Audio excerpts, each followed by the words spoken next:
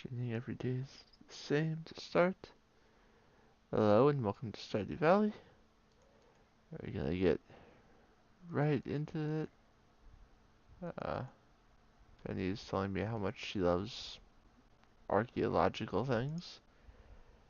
I'm trying to remember why I would have a single midnight carp in my inventory. That is baffling to me.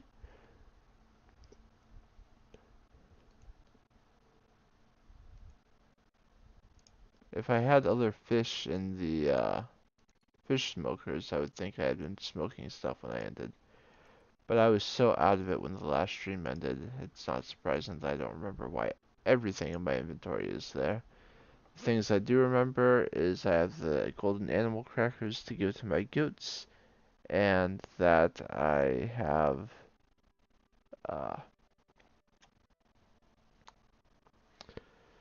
I have the star fruit that is ready to be harvested today.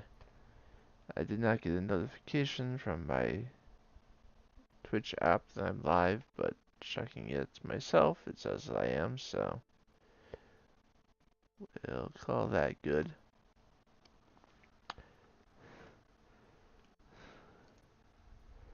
I completed all of my weekly quests, so that's not something I have to worry about today. Remember that I don't want to pick that row up until I actually want to fish for more lava eels, but that will not be today. I have plenty to do to keep myself occupied on this particular day. Not limited to harvesting bok choy and yams. Yams take 10 days, so I will not be able to grow them a third time this season. But I can do bok choy again.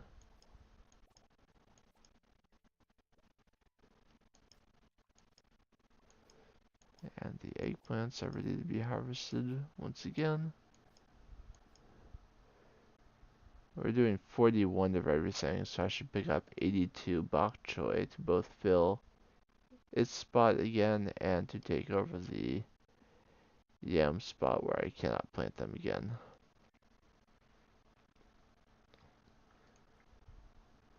I don't know why I came inside. That doesn't help me. I have some lava eel roe. And I am able to put it in the front. Is there any of this stuff I feel it is worth saving? I should be a little more stingy with what I save. I've got enough.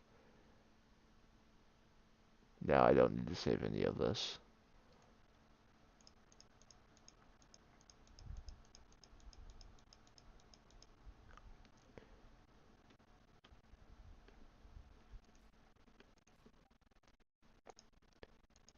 Let's sell the snail as well. Snails. And despite needing to go to the island and buy more crops, I will take care of my animals.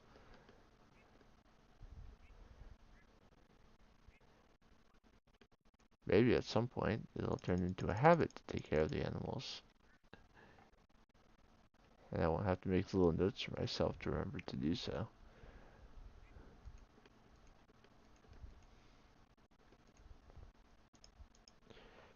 I say that I love animals, but apparently that doesn't matter in Stardew Valley. I leave them without food.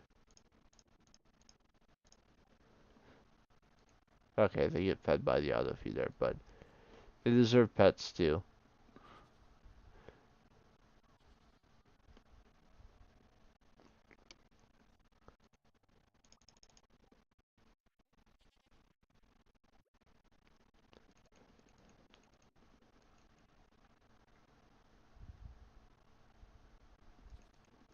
So I couldn't give the goats the animal crackers yesterday because they were asleep. I need to very carefully give each one the animal cracker just once. Otherwise I need to reset the day and fix it. So that one already got it. This is the one just to my right does not.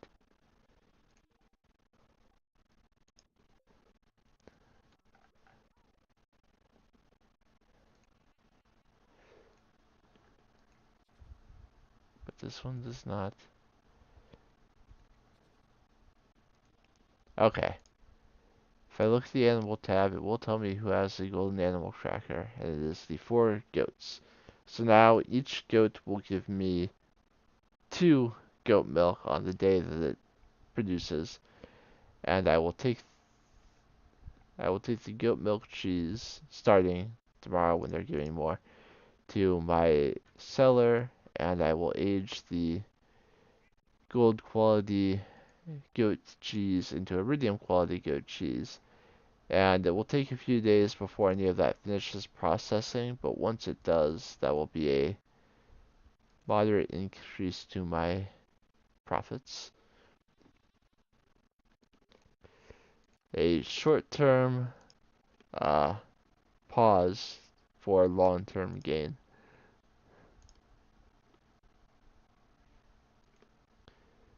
Alright, we will ride over to the general store so that Pierre will sell me many bok choy seeds.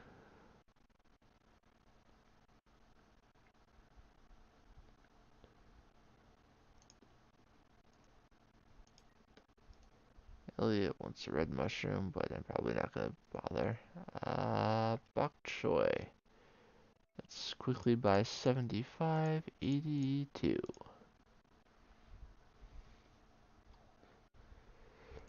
Buying stuff is so much faster on the PC.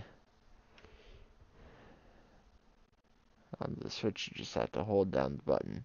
If you hold down 2 buttons, the 2 buttons that work for buying things, then you'll buy it twice as fast because it registers both button pushes, but it's still not as fast as being able to buy 5, 25, or an entire stack all at once.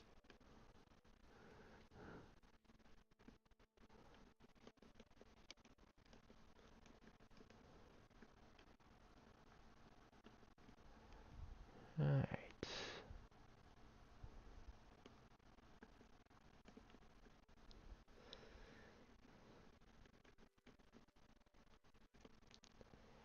And I don't want to go over to the island and harvest starfruit if I don't have new starfruit seeds to put down. Did I put those in here? Yes, I did. Let's warp over to the island. And with just this one harvest of starfruit, I will never have to worry about having uh, enough fruit to put in my cakes again. Yes, we're still waiting on ancient fruits to uh, take over the rest of the island, but uh, for the time being, this starfruit will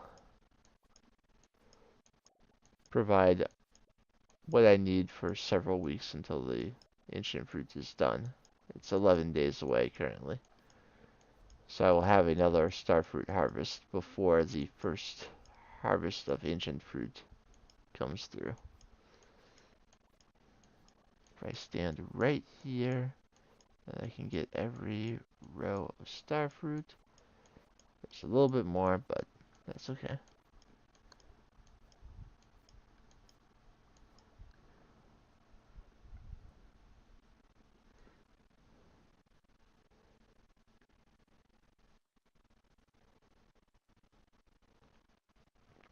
I am going to make sure that I have a couple extra seed makers set up because I don't want to have to spend, half a week turning all of my ancient fruit into more seeds.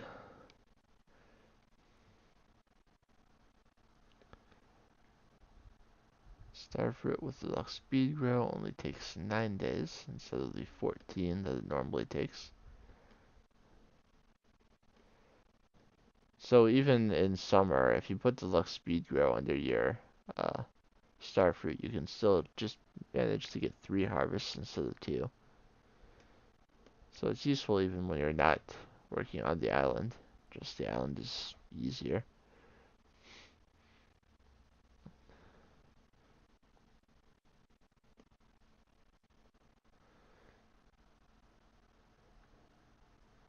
I know some people like to get extra sheds and basically turn their shed into a makeshift greenhouse because you can grow things and you can grow whatever you want in the garden pot year round with the exception of ancient fruit.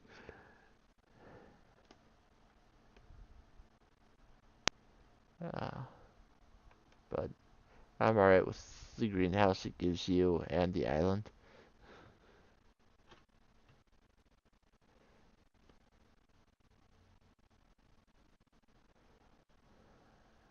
Alright. I have a little bit left because I had more than 503, but as far as I can tell, there doesn't appear to be any open spots.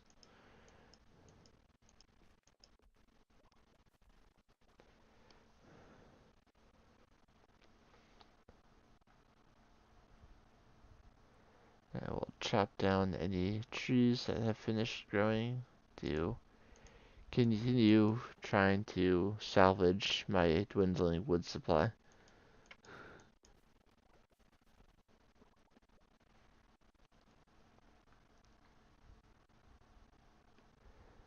I don't see any reason to go into the walnut room today.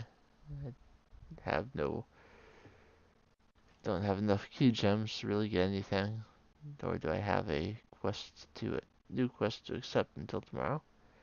I will sell all of the silver and gold quality star fruits that I got, and I will hold on to the regular quality. I have in there 256, which is just shy of enough for 2 full shed processings, but it does take a week to process. Uh, does take a week to process wine.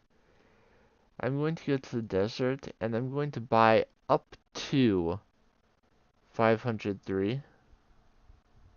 I won't, because that is what I will need for the next time. Let's buy 430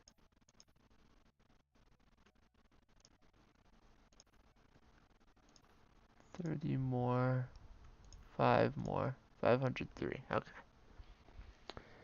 we will stop there. I'll also chop the wood here in the desert, whatever is left of it, at least.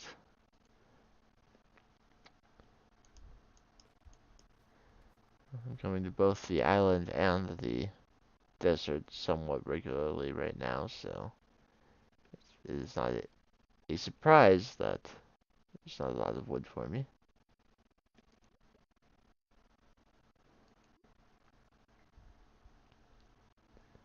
I heard a panning spot appear.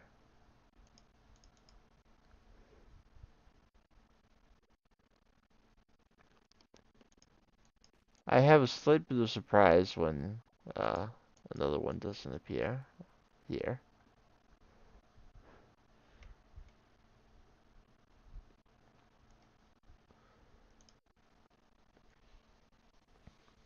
I like hearing panning spots in the desert because you know where it's going to be.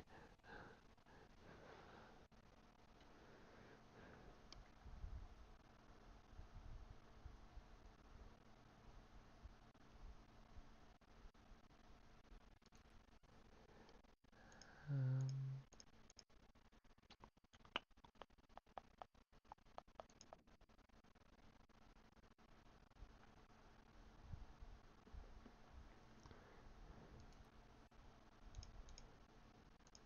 I am looking forward to going to sleep and getting my uh, gains from the starfruit I have sold. It is an exciting prospect to me.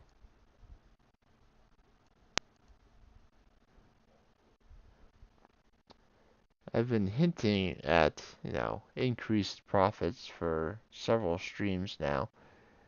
This is a moment when we're actually finally going to see some of those results.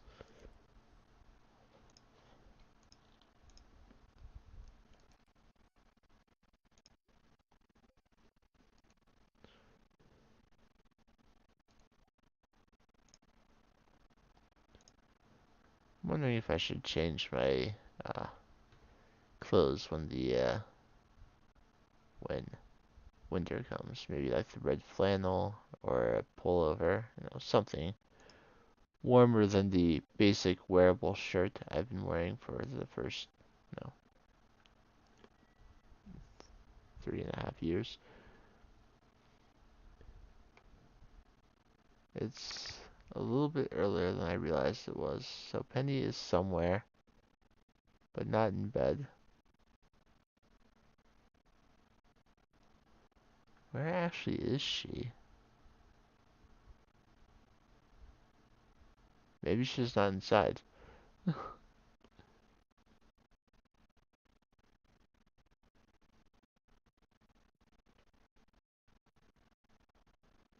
Oh, she was up there somewhere.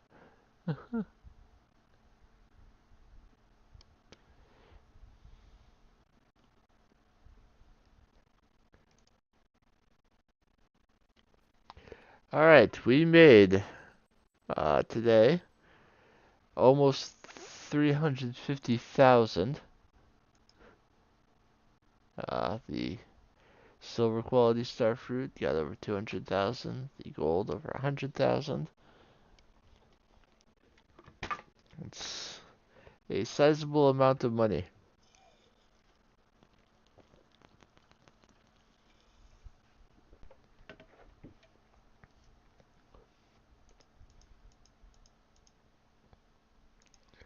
It says reconnection successful. So let's continue on. Uh, as I was about to say before OBS disconnected, is that once we have an entire island of ancient fruit, we should be seeing numbers like that on a weekly basis. Looks like it's going to storm tomorrow.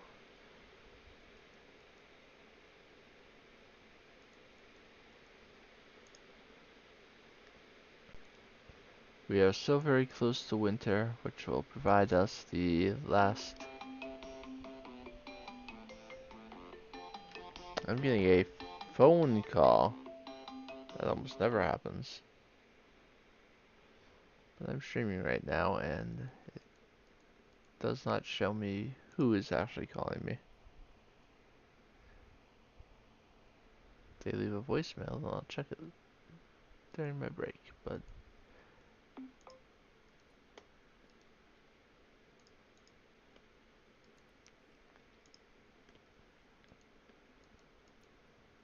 My phone almost never gets a call.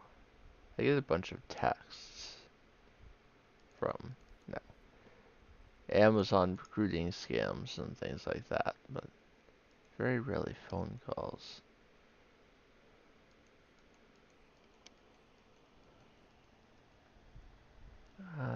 Does not appear that they left a voicemail, so it was probably not legitimate.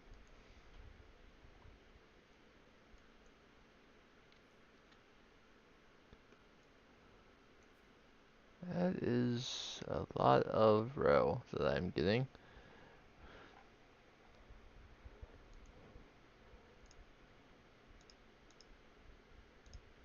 Barely enough preserved shards to keep up with it. I could make 7 more fish smokers if I were so inclined. I really need to use this space to the right of the greenhouse.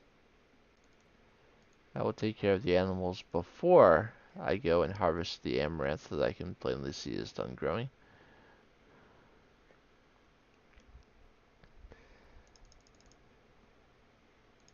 Are all of my animals, besides the ostriches, full hearts? Yes. I'm a little disappointed that I got a gold quality dinosaur egg yesterday. That's why I wanted to check.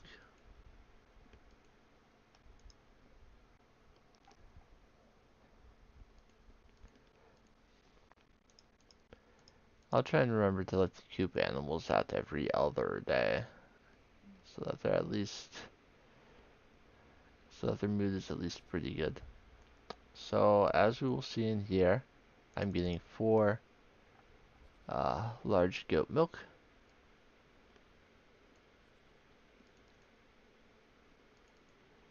which means I need to make that other cheese press I've been talking about for the past 5 streams. Cheese press requires 45 wood, 45 stone, 10 hardwood, and a copper bar. Let's take out the copper bar. And I should have plenty of hardwood.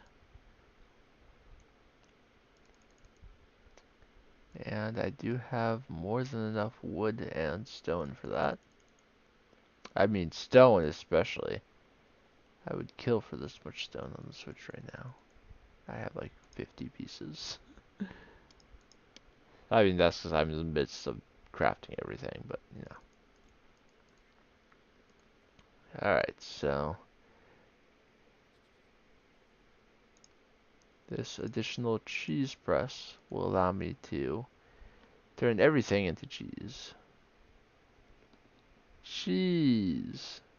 Like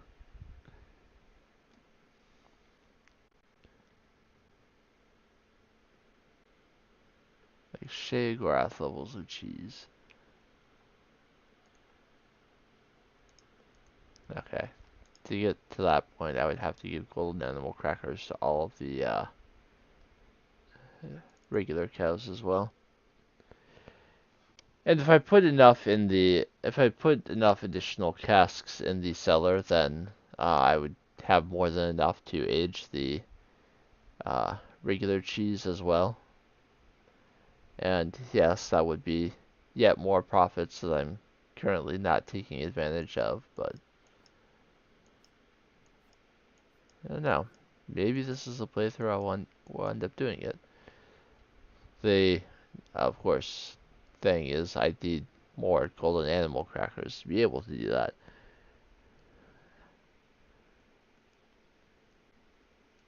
And it's not like they grow on trees, though they often fall out of trees.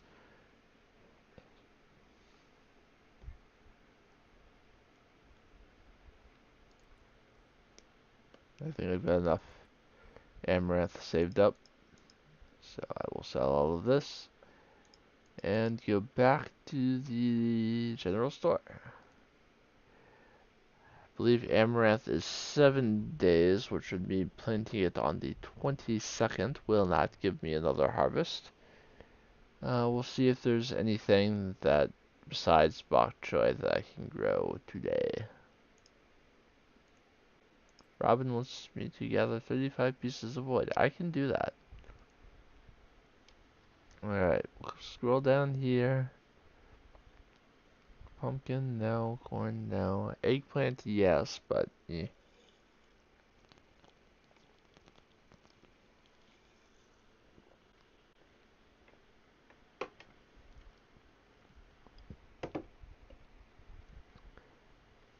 Yeah, I'll just do more bok choy.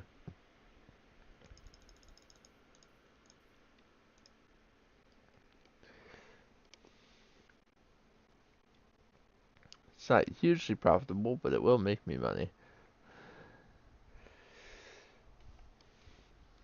And once I get the bok choy in the ground, I will go back into town and see what the special orders board has for me.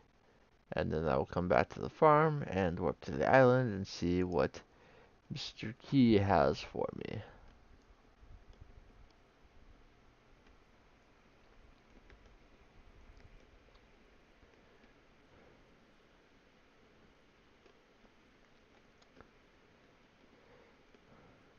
I know a game that I want to play on stream, but I don't actually own it yet.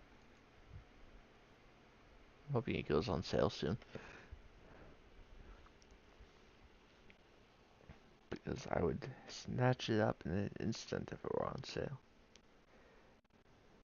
There are actually like 3 games that I think would make uh, enjoyable streams, and if any of them go on sale, I'll get them immediately. Let's see, we got Albacore, which was giving me trouble to remember when to catch it. Guess his famous omelet. He needs 2 dozen eggs, but giving him the eggs instead of turning them into mayo and selling them just hurts. The reward is not, uh, does not make up for the loss of revenue of not turning them into mayo. So, as at this point, I don't really need the prize tickets. If the all I really need to achieve perfection at this point is a squid, a strawberry, and money. So if it's not going to help me get additional amounts of any of those 3 things, then I'm not going to worry about it.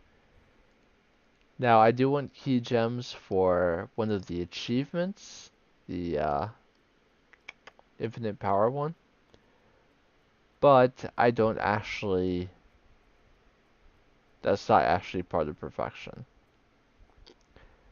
Neither is polyculture, and I think strawberry is actually the only one I'm missing there as well. It's not like every crop that you need to sell 15 of to get polyculture, but it is a sizable number of them. I think there's like 28 different crops that you need to sell 15 of. I don't think fiddlehead fern is one. Fiddlehead fern is kind of weird, because sometimes it's called a crop and sometimes it's not.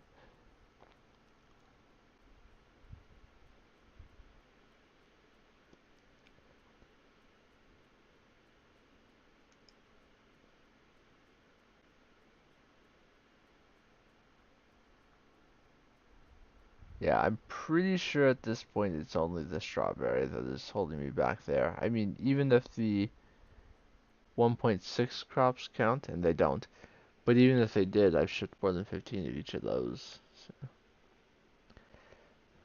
Coming to the island a lot right now. Came yesterday for starfruit harvesting. Came today for a quest. I'll come tomorrow for honey.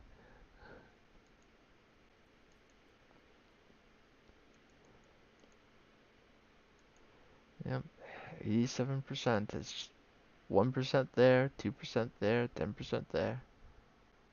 Sorry, 1% between perfection and cooking. That'll give me the 88. Do not have enough for even a single galaxy soul right now.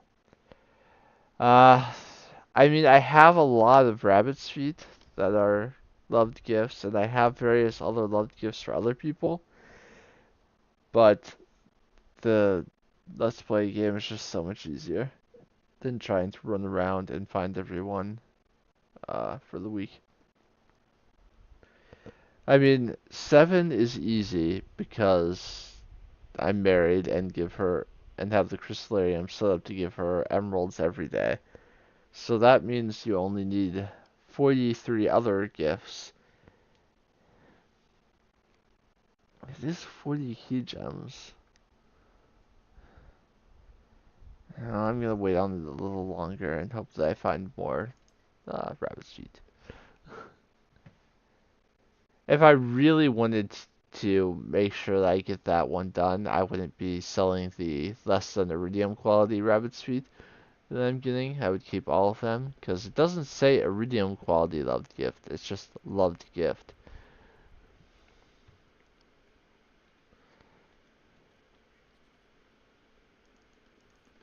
Even broccoli, there's not enough time to grow more of. That's why I got watermelon seeds today.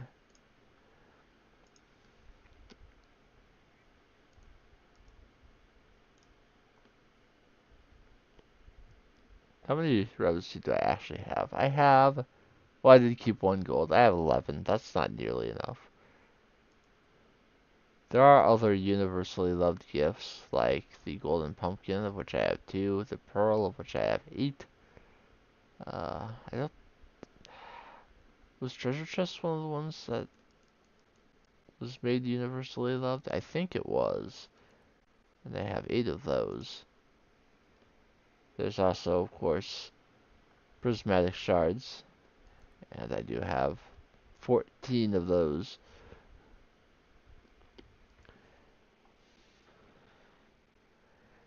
Let's collect our jade.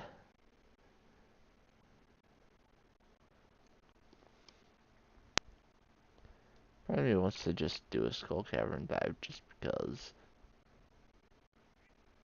I will do that at some point during this stream. Let's see if we can get nice and deep. I only have 55 jade in there right now, but I do have 100 staircases, so it's not like I would have difficulty doing that. Let's just go ahead and get the torment over with. I have been sick for several days, which means I should be fine at Junimokart. I'm feeling a lot better today after having a good night's sleep last night, but there are still very clearly several things wrong with me.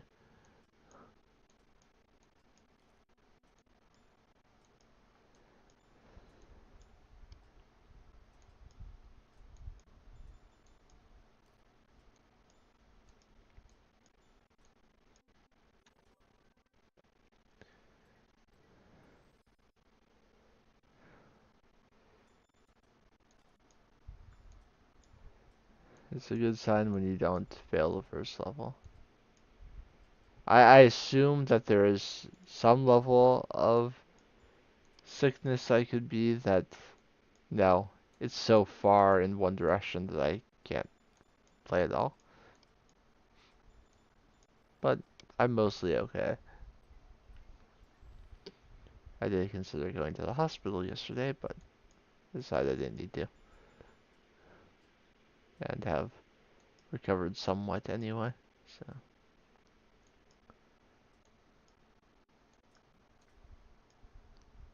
Oh, thank goodness for that bubble, because I tried to reach the orange and it did not go well, but that bubble happened to be at just the right spot over the gap to prevent me from falling.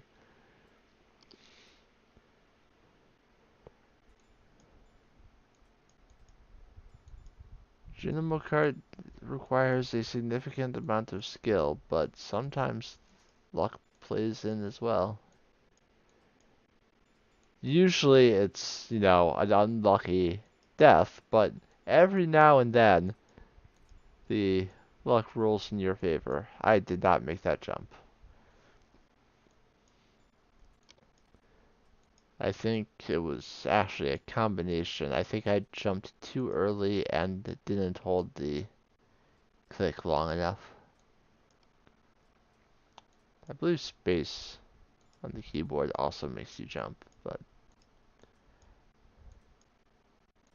I use the mouse heavily when playing Stardew Valley. I know some people just use the keyboard.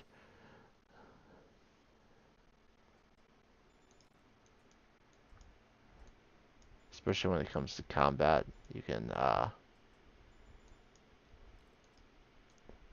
oh no! I, I decided I would let myself go fast, but sometimes that gets you dead. And there's no benefit to going faster in endless mode. It's not like you get bonus points for the speed in which you complete a level, nor do you get the chance to skip a level if you go fast enough, like in progress mode. There's also no bonus stages in endless mode if you collect everything. I did actually very recently get the bonus level after level 1 in progress mode, which was exciting because it's only happened a few times.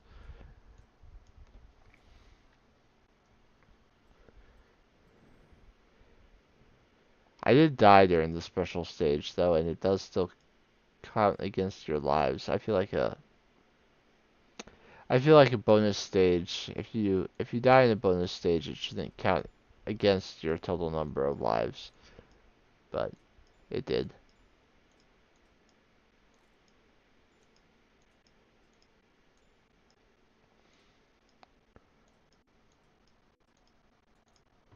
I mean, the bonus stage is a reward for like not dying in the stage and having the nerve to execute all the jumps that would be necessary, however dangerous, to get every coin.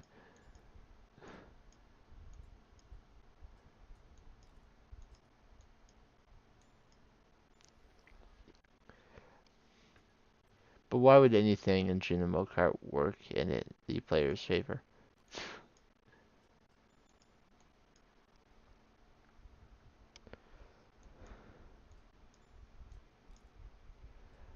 I mean, yes, Junimo Kart did receive an entire reworking from how it was originally in the game.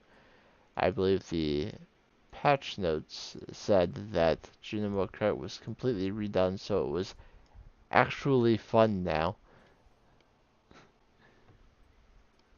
There's still a number of people who would say that it is still not fun, but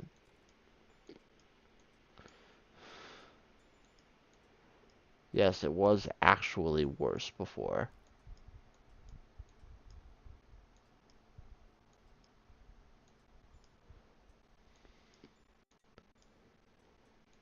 But my number one wishlist item for Haunted Chocolatier is to not have a game like this.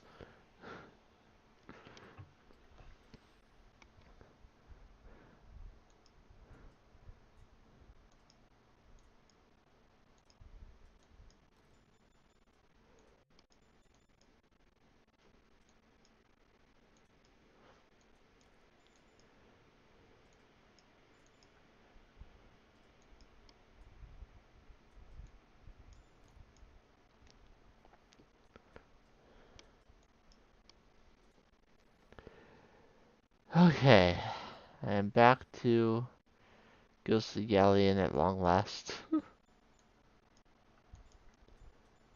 I was a little worried about that ghost, so I did an extra jump.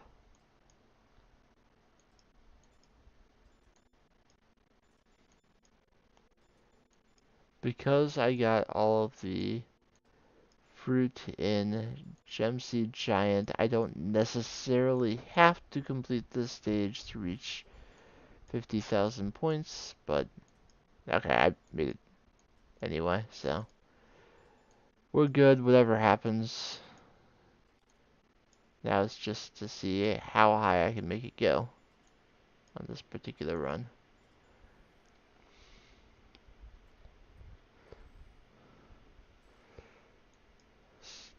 The swamp is not a difficult level.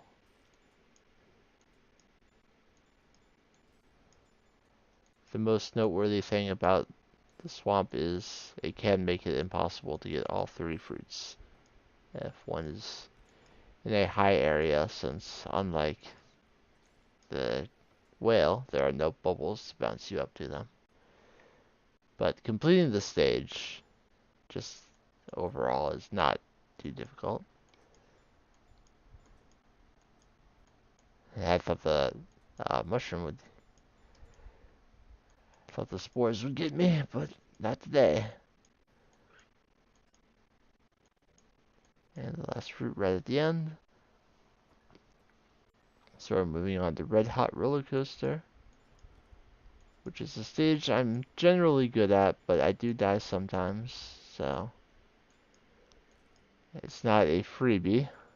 Oh, that, but I believe that was probably my second highest. I also got distracted because a video was uploaded and I got a notification about it. And yes, I want to watch the video, but no. Watching videos that are uploaded is also not something I do in the middle of a stream, no matter how much I enjoy the content. Okay, so I got 20 more points. And while it's not enough, because I have nothing else to do right now in the day, I'm going to go get the second Galaxy Soul. Mostly getting the Galaxy Soul now is so that I'm not tempted to buy something else in the interim.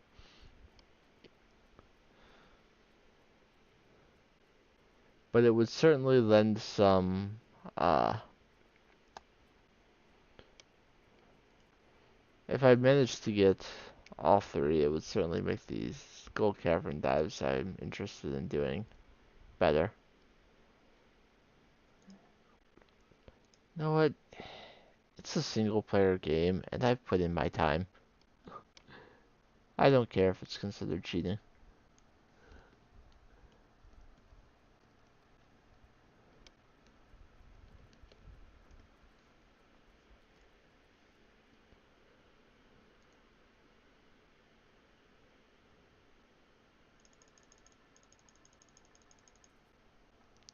I need to do it one more time to get an additional Galaxy Soul. Oops, I must have... There you go. Alright. We're going to get our last Galaxy Soul, and we're going to be happy about it.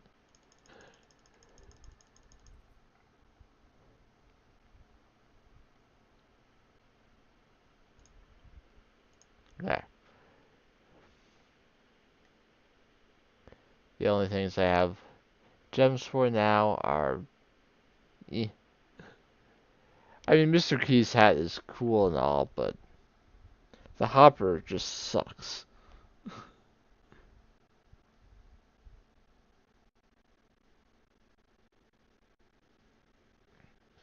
Yes, I know how to use mod view on my phone.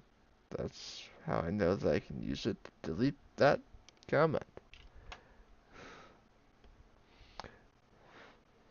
The best viewers are the ones who exist,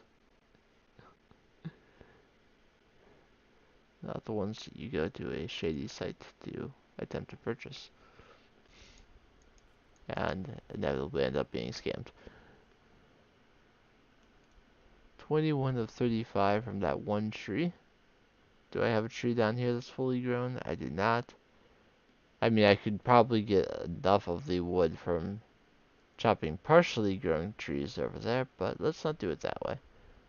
Let's find an actual fully grown mature tree that is nice and sturdy, and then I will go up to and drop it. Mossy tree. Hey, gave me a seed too. That always feels good. Penny is on her way back home. My horse is still on the island. Let's bring it back. And the wine is ready. I will replace the ancient fruit with star fruit in the morning, and we will be glad. Alright. Robin may or may not be inside. I do not see her. She's probably hanging out over here. No, she was on the island today. I remember seeing her. So that is why she's not back yet. She's probably making her way up here at this very moment.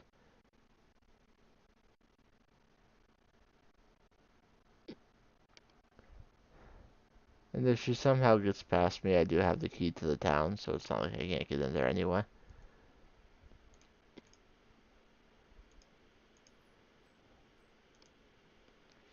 I'm not worried about Elliot getting the red mushroom at this point. I could probably still get it to him in time, but... You know what? Let's try it. It's an exciting race.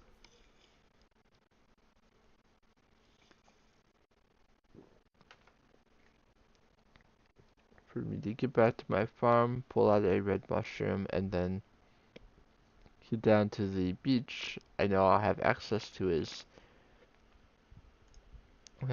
cabin, but I don't know what time he actually goes to sleep. I know that his cabin locks at like 7 p.m., but that doesn't mean that he goes to sleep then.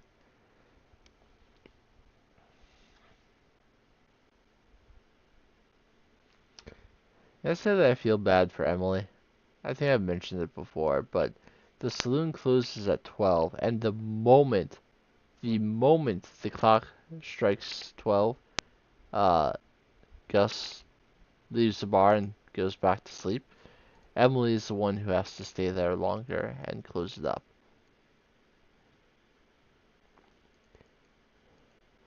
Now, I get that maybe it's not always the boss's job to close up at the end of the day. That's what the employees are paid to do.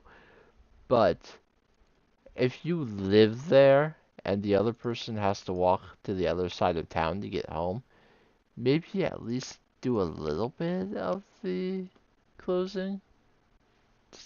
Just, just a little bit. I feel like the mayor's house used to be open later. I don't know if it was actually changed, but it feels like it used to be open until 11.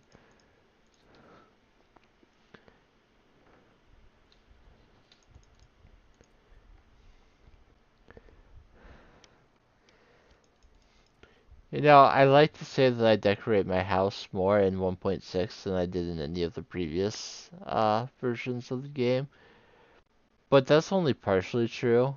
Really, I just have a lot of plants from the prize machine, so it feels like I'm decorating more, but really it's just a lot of plants. And sure, if you want to have a lot of plants in your home and call that decoration, sure, that's your choice, but eh, I don't know that it's really the usual way to do things. Alright, we already saw that it's going to storm tomorrow, so the animals won't come outside either way, but they're happier if you remember to close the doors. We have a lot of uh, row done aging. That makes me happy because it means that there's room for more.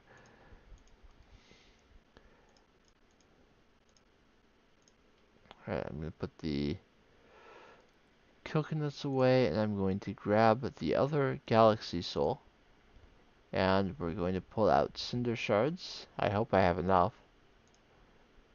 And we are going to forge not the iridium pickaxe, the galaxy sword with the galaxy soul.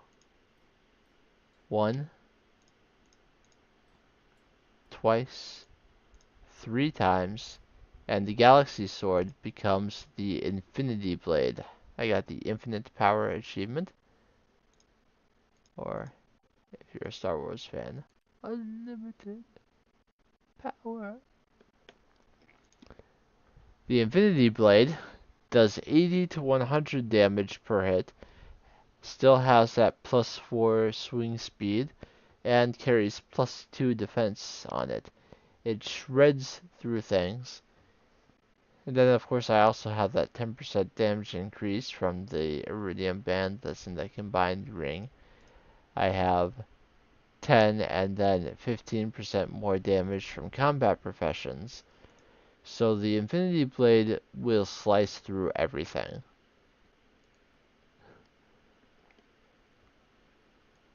So if I do decide to do a Skull Cavern dive in the next couple days, I will enjoy having that uh, something that busted. I will put this plant right there. Now I don't know if the farmer has like truly clean living, but if you have this many plants in your house, I would say that your carbon footprint is a uh, net negative. You are certainly not producing more carbon dioxide than that number of plants will absorb.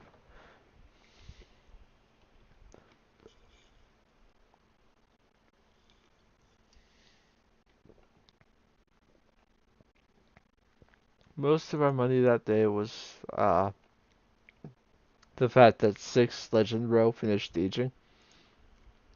I mean, sure, we made a little bit from Amaranth, but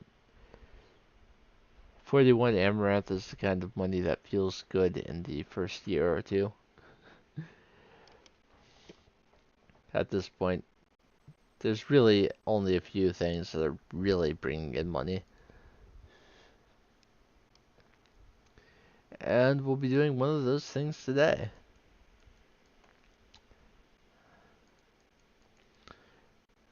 It's nicer to stay inside when it's raining, but I understand that that's not always an option. When I was working on Thursday, it was raining.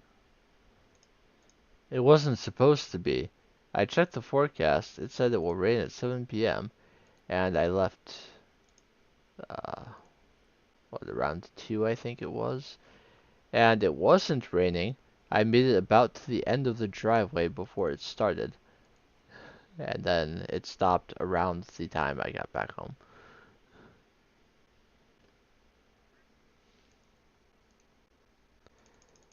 But that last delivery I did on Thursday was basically my nightmare scenario for for what a delivery could be. So, uh, like many towns across the U.S., we do have a Chick-fil-A here, and one of the reasons I like working on Sundays more than any other day is because Chick-fil-A is somewhat known for being closed on Sundays. The Chick-fil-A that we have is at the corner of the two busiest streets in the entire city. So, getting in there and getting out of there, where they have parking, is a nightmare. Uh, no matter what the weather is, no matter what time of day, it is always packed and it is always disgusting. I mean, Chick-fil-A does at least have a designated parking spot, a couple spots designated specifically for delivery drivers, which is something that I always appreciate if a place has. That doesn't mean that the customers who go to that establishment will respect that that is what that parking is designated for. And Chick-fil-A is no exception to that. Most of the customers ignore that fact and will dine in while in those parking spots. But that's just the pickup, and I managed it fairly well. It's worse at night, honestly, and it was still daytime. But where I was delivering was what really made it a less than pleasant experience. These will finish maturing in 7 days. Uh, there are multiple colleges in this town, and it is currently move-out week, or at least was. And the delivery was to one of the residence halls on campus. So I need to take this delivery to the campus to a particular residence hall while students are in the process of moving out. And this let me check what the enrollment was this year because I'm pretty sure I know just because I am a nerd, but uh, it's not a small college.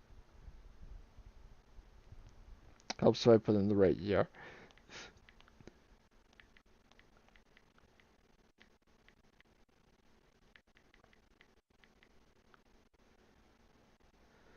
Let's see.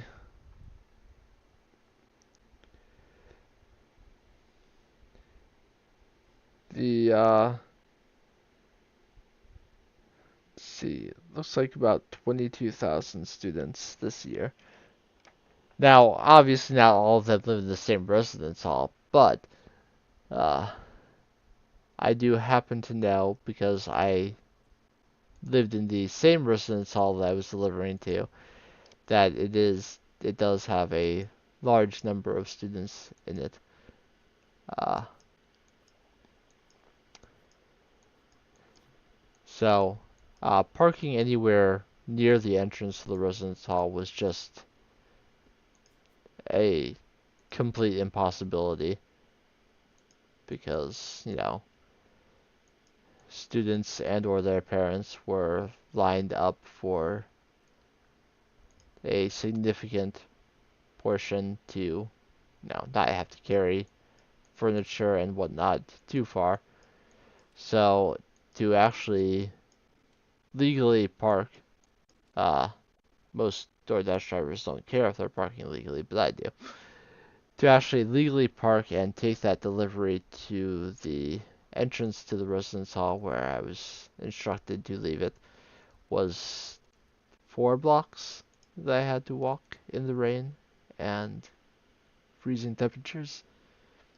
Yes, it was cold enough that it was freezing, but not so cold that the rain actually froze, which is, I guess, a silver lining.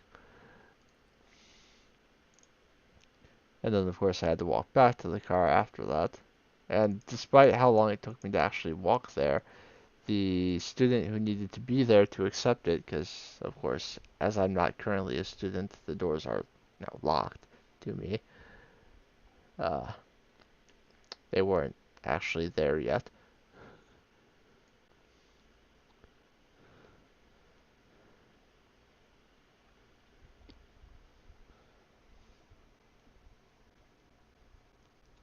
I was still 5 minutes early, though, based on DoorDash's estimated delivery time, so I can't be too mad that they weren't there, because DoorDash didn't think I would be there that fast. But you don't need to rely on the faulty navigation of the DoorDash app when an address comes up and it's a place where you actually lived. You tend to remember how to get there relatively quickly.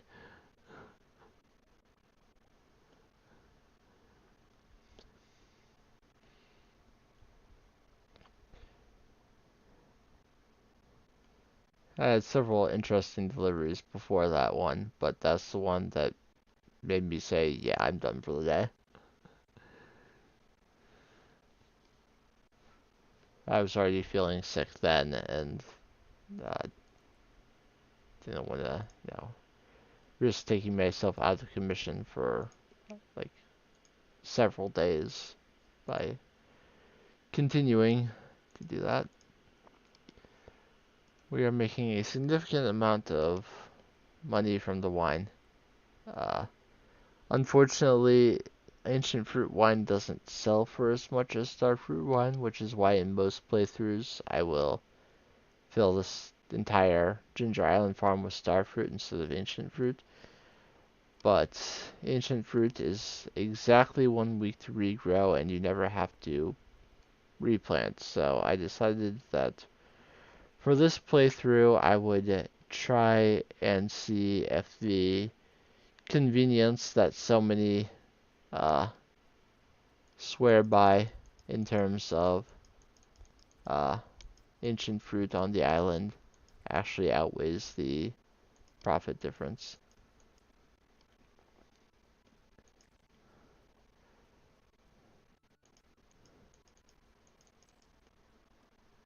I did take a hit mostly because I walked into him.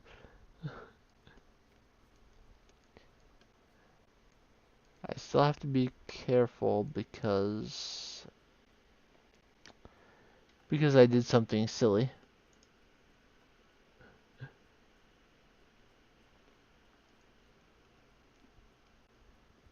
I'll put this bee house right here to give me something of a buffer when I'm collecting it regarding that very rose. The only thing I need to make sure of is that I don't accidentally pick fairy roses when I'm harvesting the honey.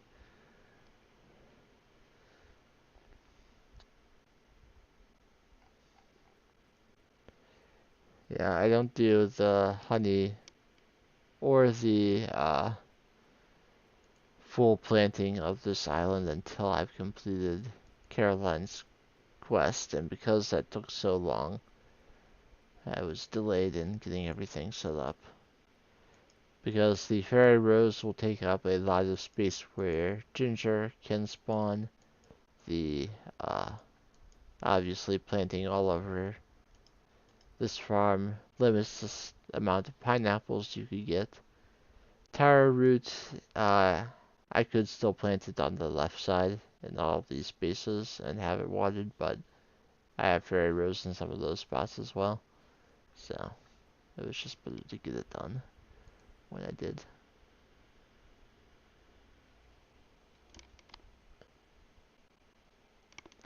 Hearing a lot of sounds today. I don't know where all of them are coming from.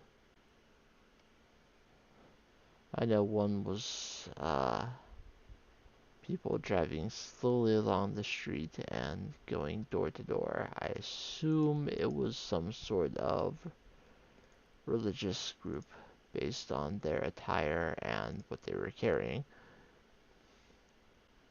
I I was going to answer the door and politely send them away, but I was still in bed at the time and didn't get to the door before they walked away. Which is actually the second time that's happened in a couple days.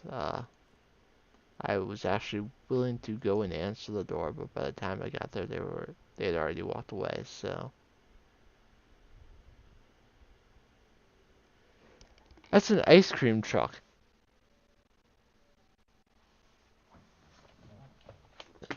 No way.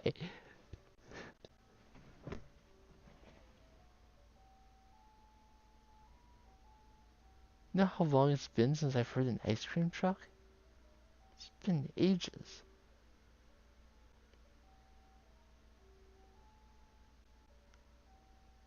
Wild. I kinda want to go get it.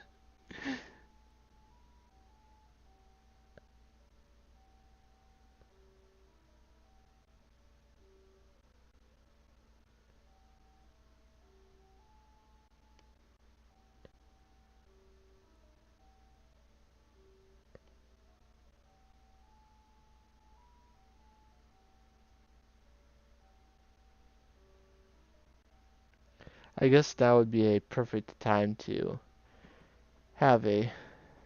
I mean, it's Saturday anyway, but with the school year coming to a close, there will be more children around. So this would be a lucrative time for an ice cream truck to make its rounds.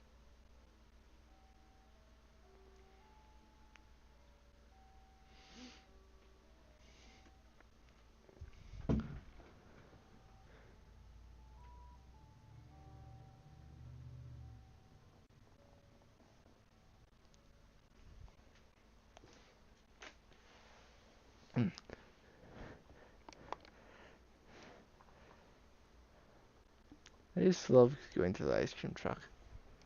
Sorry, that was exciting for me.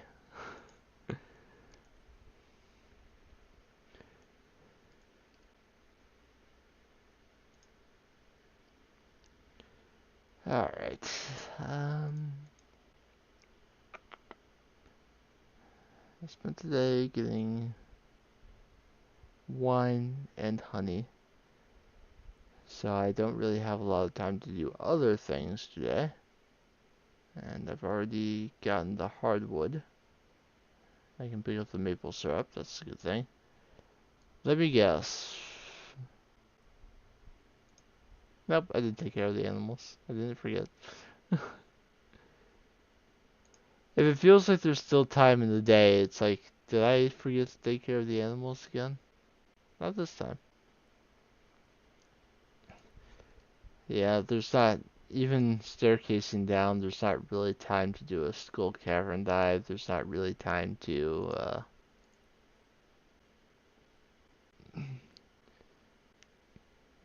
not really a lot of time to do many things.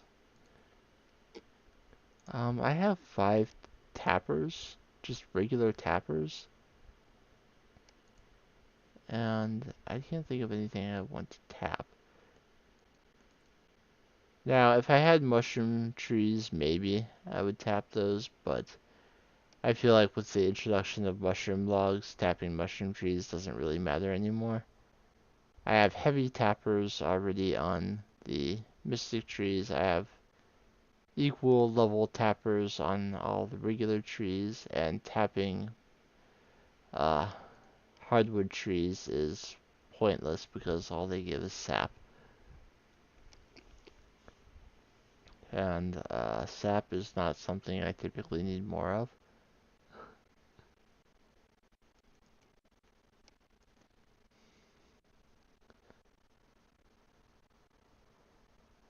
I'm going to actually do something else as well.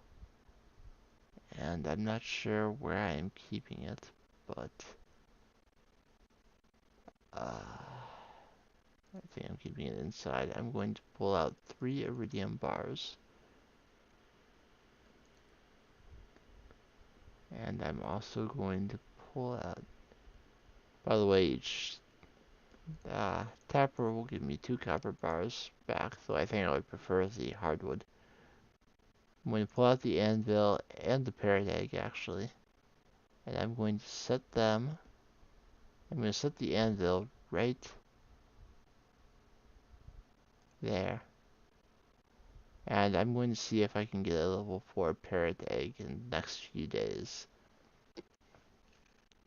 Because if I do go into the mines, or Skull Cavern, or wherever, volcano, what have you, I would kind of like to get more money out of it.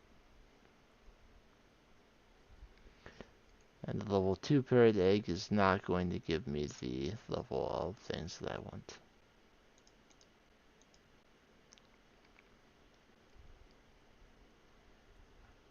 It looks like there's not oil processing right now. Let's fix that. I have considered actually putting heavy tappers on my other trees, but that takes a lot of hardwood. 30 each.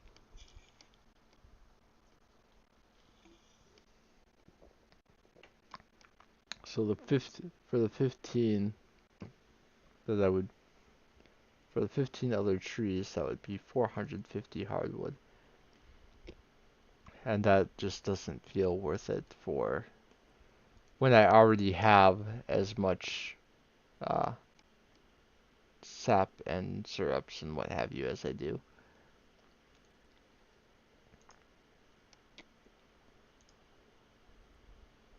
I mean, maybe for oak resin, but I'm not making a ton of kegs at this point anyway.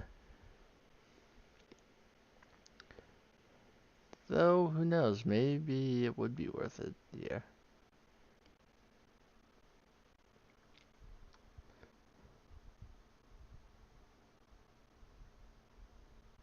I mean, I'll be getting the ancient fruit at slightly a faster rate than I have typically gotten star fruit in the past, so maybe this is the file where I want 2 full uh,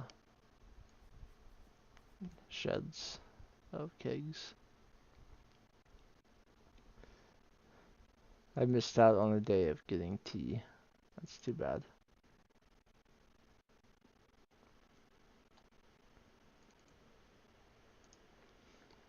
I mean, yes, at this point of the game, I am mostly devoted to profits, so tea is not the #1 thing on my mind, but that doesn't mean I should ignore it. Tree fertilizer is my favorite thing to get from the bone mill, because it's something that I actually use sometimes.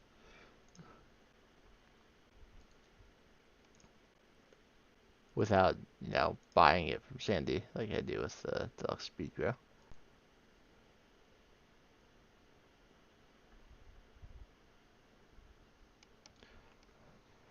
So the thing about the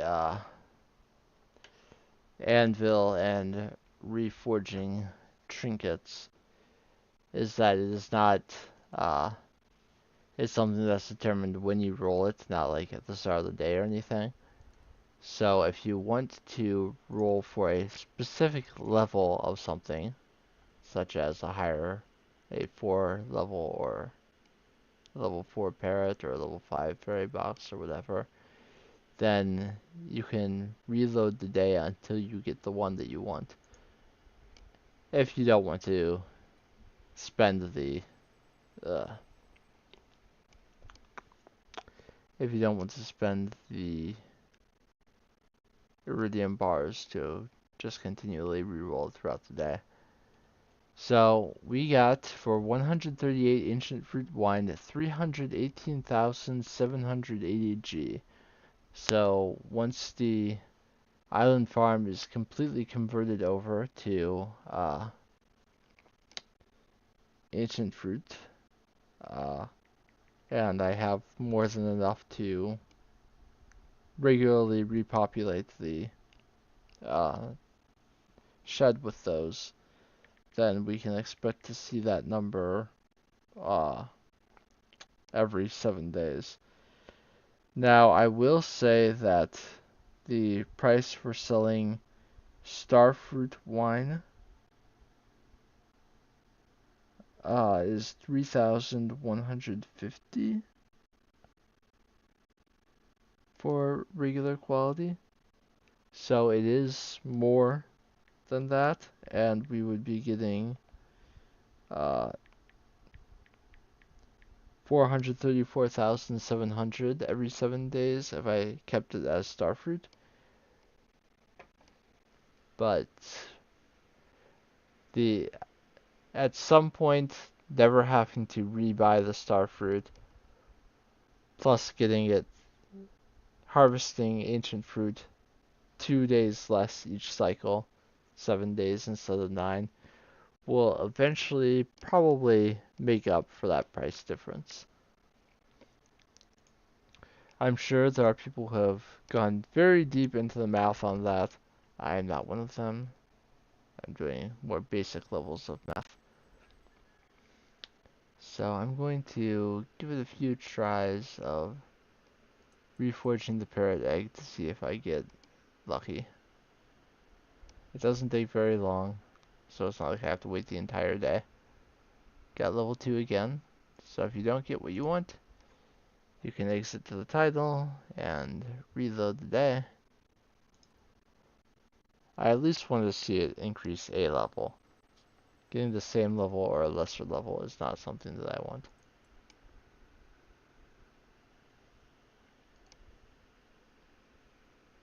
Level 1. Yes, I know I've been using the fairy box for a while, but that's because I only had the level 2 parrot egg. If I had a higher level 1, I would have been using that despite enjoying the healing of the fairy box. The only reason I haven't done this sooner is because for a long time my total earnings were not as high as they are now, and total earnings have a significant total earnings do determine what level of parrot egg it is possible to get. I got a 3 there, which is better, but the level 4 is just so good for making extra money.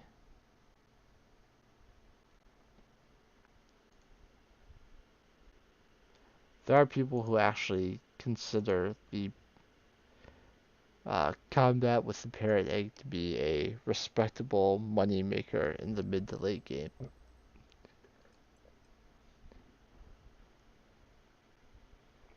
Now, it's not better than anything else I'm doing to make money right now.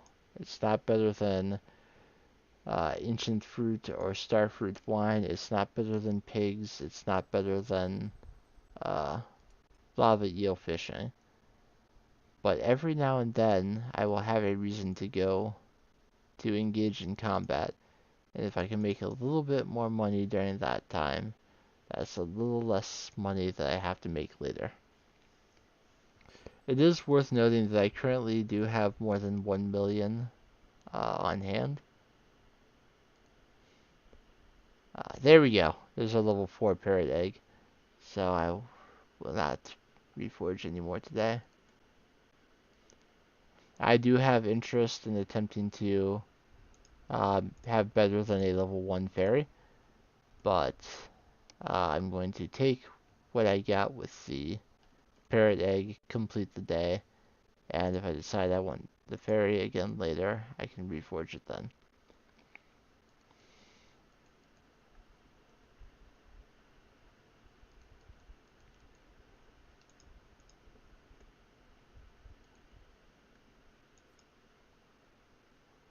The only thing I don't like about the fairy is the uh, parrot is sometimes it squawks. And I'm not a big fan of the random squawk.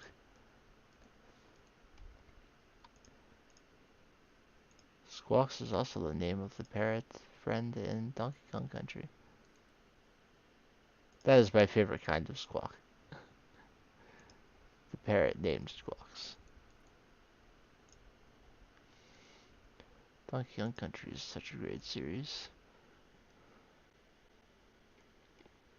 Hope they do more with it.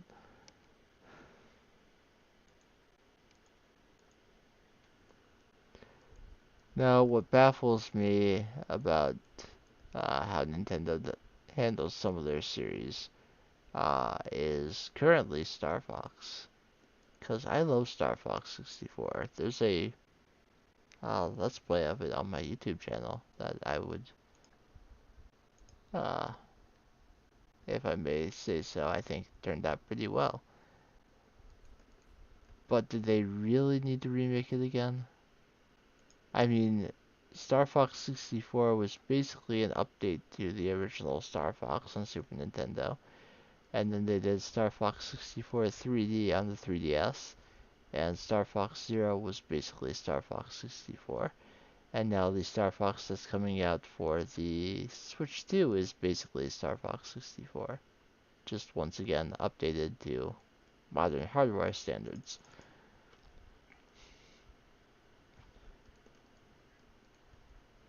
I mean, yes, they did add some cinematics and backstory, and the hope that many people have is that by adding those additional cutscenes and lore and backstories, is that it's building the foundation for them to actually do something new with the series after this game. And if they do that, that would just be wonderful. But I guess we'll see. Time will tell.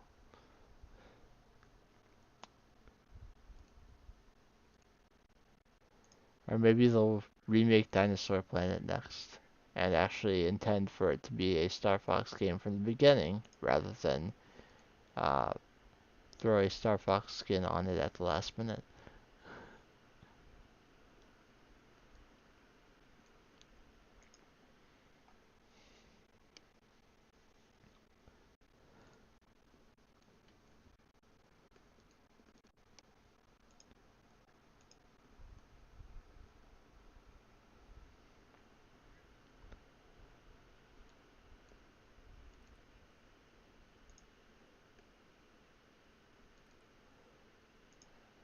Alright. We have our morning tasks completed. And we have things harvested. Nothing else ready today.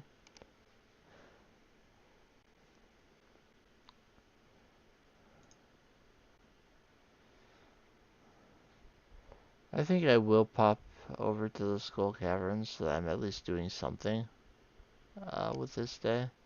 But I'm not going to take my staircases. I'm not going to make it a serious dive. I just want to test, basically test out the parrot egg. I could get one or both of the remaining obelisks, but I would rather just wait and get the golden clock when I can. I could also get the Statue of Endless Fortune at the casino. It costs 1,000,000 G. and gives you a loved gift on every birthday, and at least something moderately valuable every other day. But I don't really feel like it's worth a million G. I mean, I get it at some point in basically every playthrough, but not when I'm still trying to earn money for anything else. Obviously, the obelisks and the golden cloth that are necessary for perfection are where I want to spend my money most. I will sometimes get the return scepter before I have enough money for the golden clock, just because being able to uh, click one button and teleport to your front door is pretty nice. Typically when you go into the skull caverns or the mines, you'll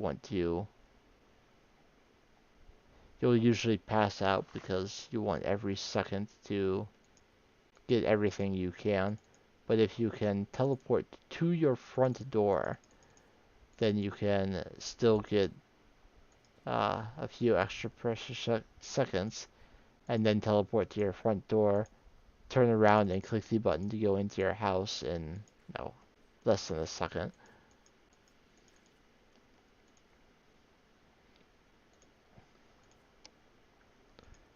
I've died on the floor like this. There was a day where I had to take a break the moment I got down to a floor like this, and when I came back I promptly died. I remember this floor layout because of that.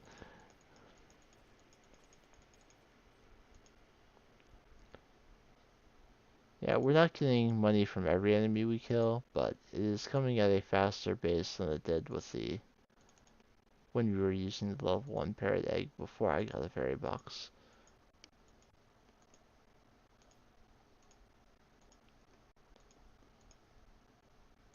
Oops. Yes, the Infinity Blade will prevent me from taking a lot of damage as long as I remember to. As long as I'm good with switching over to it and actually swinging it. If I'm not using it, then no, it doesn't matter. So from that slime, I got 500 G instead of 250. If I still had to pay to get to the desert, I would have killed more than enough enemies and gotten coins from them to make up for that price.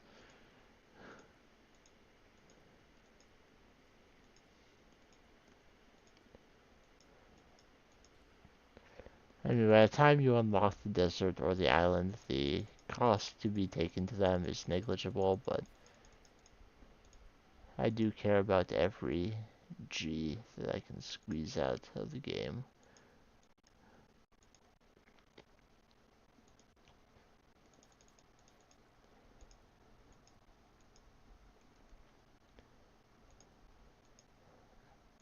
But I've never taken the shortcut to perfection.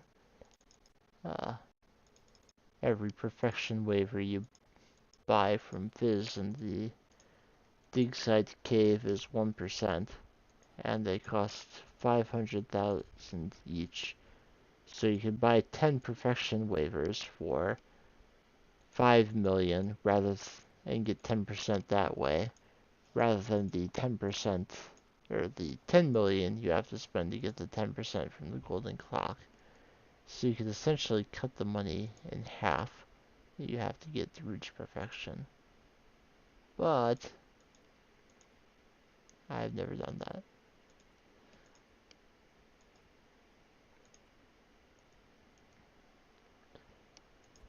Besides, I don't like debris spawning on my farm, and the golden clock prevents that entirely. I'm also not a fan of fence decay.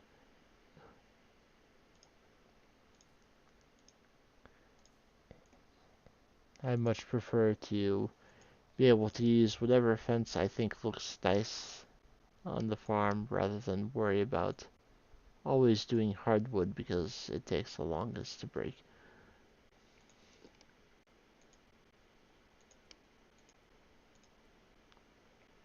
Of course, it's not as bad as Harvest Moon fences. In those, you have lumber, or if you're super rich, golden lumber, which never breaks. But if you use golden lumber, everyone hates you. Like, they'll actually come to your farm and yell at you for displaying your wealth in such a way.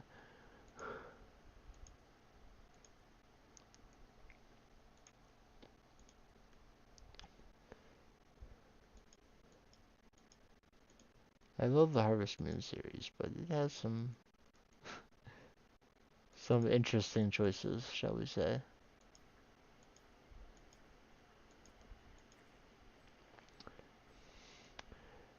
Of course, because of that, a lot of people don't even bother to make wood fences in Harvest Moon. They'll use, like, stone or branches that they find in the mountains.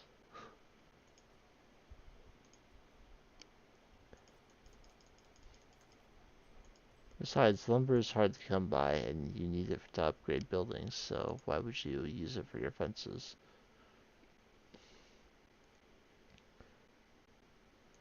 Especially since it's not always beneficial to have your animals outside too much in those games anyway.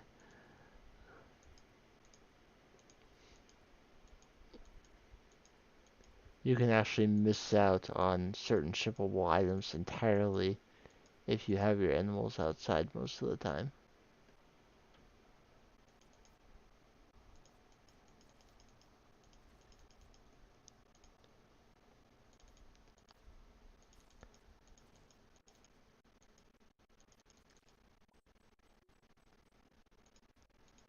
Also, animals can die.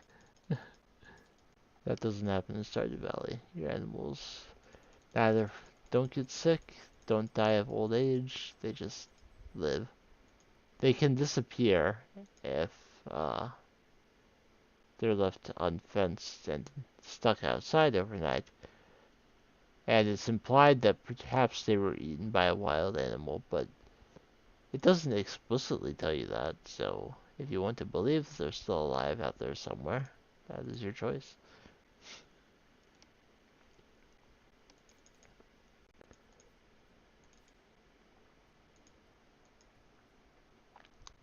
There are literally wild dog attacks in some Harvest Moon games, and if you're outside when the dogs attack your animals, you can fight off the wild dogs with your tools. But in most Harvest Moon games, you also have your own dog, and if it's an adult, it will chase off the wild dogs on its own.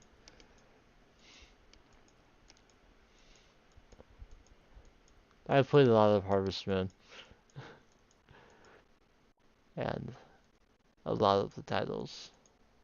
Basically all of them before it split off between Harvest Moon and Story of Seasons. I basically had all the Harvest Moons before that time.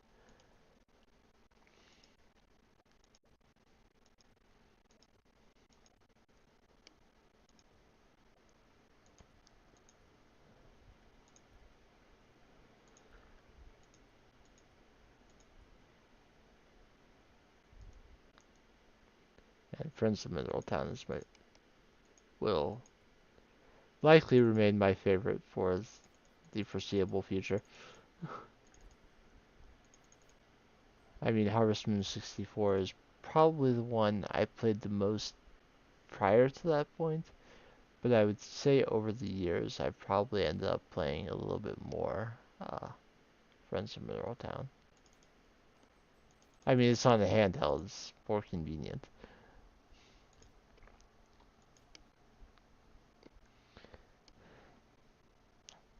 I believe Harvest Moon is the reason why our parents bought the kind of rechargeable battery for the Game Boy Color. Because so much Game Boy Color Harvest Moon was being played, and going through batteries gets expensive. Batteries are not cheap. So we got a little thing we could plug in, and it would give us a few hours, and we didn't have to buy more batteries. Of course, now rechargeable batteries are the standard for everything, so.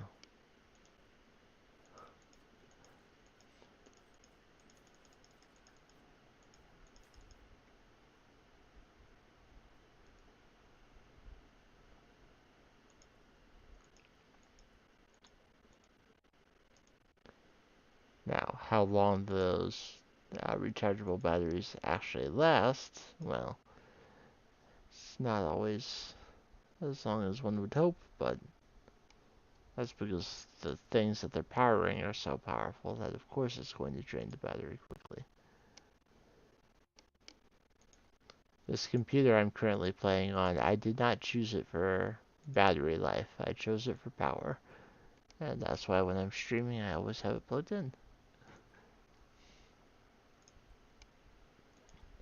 Of course, if I'm not using it, I make sure to remember to unplug it so that the battery doesn't degrade from overcharging.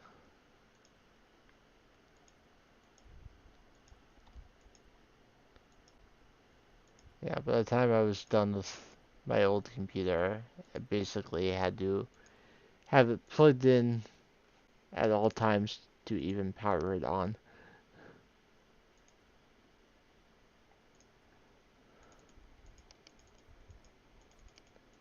This one, if I'm not, you know, gaming or streaming or doing other energy intensive things, I can get few good hours out of it.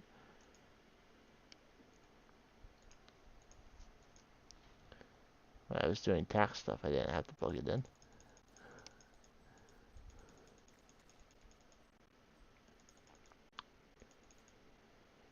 I had the cord with me in case I needed to, but it was not necessary.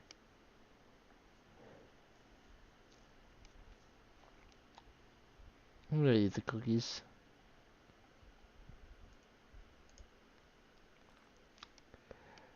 I don't need gems anymore, but I like to have like around 50 of each of them.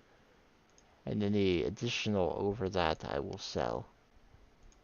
But I am not to that level of gem possession in this file as of yet. Finally found some iridium that was not from a slime kill, but still a iridium crab.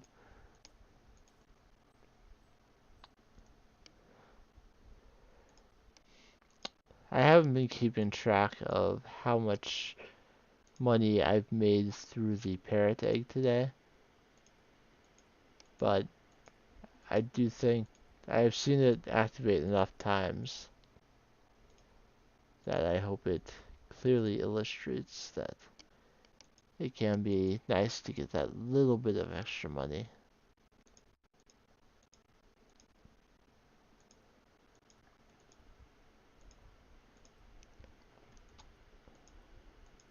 I could kill all these mummies. I've gotten some bomb drops.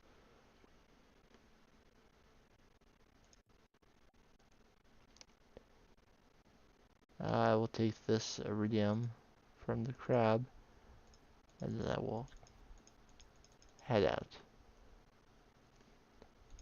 Like I said, I was mostly testing out uh, the parrot egg and the infinity blade, not really trying to see how deep I can get. So even though I only ended up with 14 iridium ore, it's not. I accomplished what I set out to. It's not like it's not like we're hurting for iridium.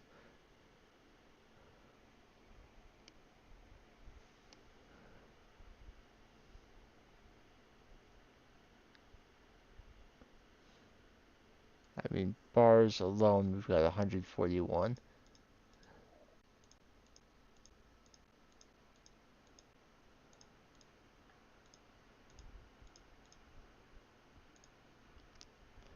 Alright.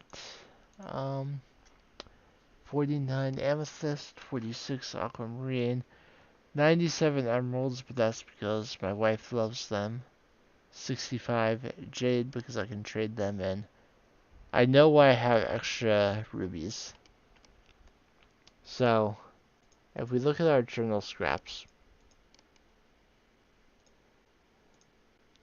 we saw that when forging a weapon, topaz gives it defense, emerald gives it swing speed, jade gives it critical strike power, aquamarine gives it critical strike chance, amethyst gives knockback, and ruby gives damage.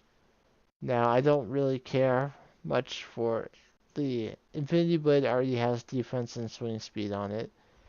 I do not have the builds that rely on critical strike, power, or chance, and I don't really care about knockback either. But more damage is always fun. So I'm going to, you can put up to 3 gems on it. So I'm going to forge more damage onto the Infinity Blade to make it even stronger. So it's now doing 104 to 130 damage per swing. Yeah, it's very strong. I could take a prismatic shard and put an enchantment on it too, but I'm not sure what I would want. Now I could check uh, with a predictor and figure out what I might want. Artful, I don't really use the special move, the blocking of swords. Bug Killer will allow me to kill the armored bugs, so that might be nice. Uh, I'm typically not worried about my health. Crusader would allow me to kill the mummies without bombs. I typically don't cut weeds with my weapon. I use the scythe, so Haymaker is not. So I probably want Bug Killer or Crusader if I were to do that. I might take a look at the Predictor and see about enchanting my tools and or weapon. It's not something that I typically worry about. The upgrades from Clint typically get them to do what I need them to do.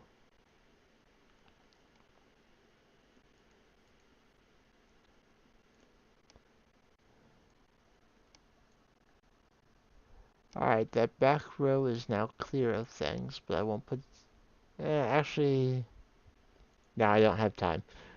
I was thinking maybe I will put some stuff in there, but if I came back so that I could actually get inside my house before passing out, and if I try to put something in there, that will not work out. I'm surprised I managed to get the bombs in, but didn't even get one step away from that chest afterwards. Unfortunately, the amount of money I got from slaying monsters does not show up uh, on the earnings screen. It does change the number in total earnings in the pause menu, but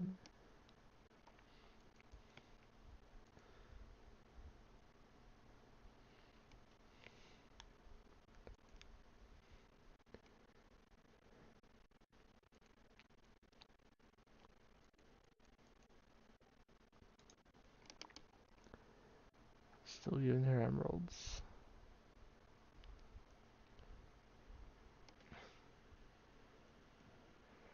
I got rid of the 3 extra coffee beans when I was running out of space, so I don't have any coffee beans to put in, but I do have plenty of tea leaves.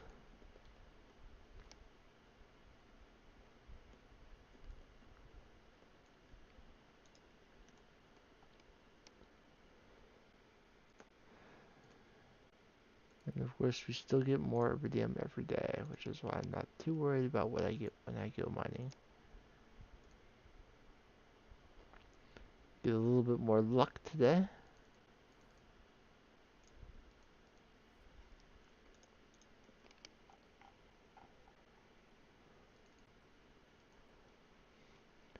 So today might not be a bad day to do lava eel fishing.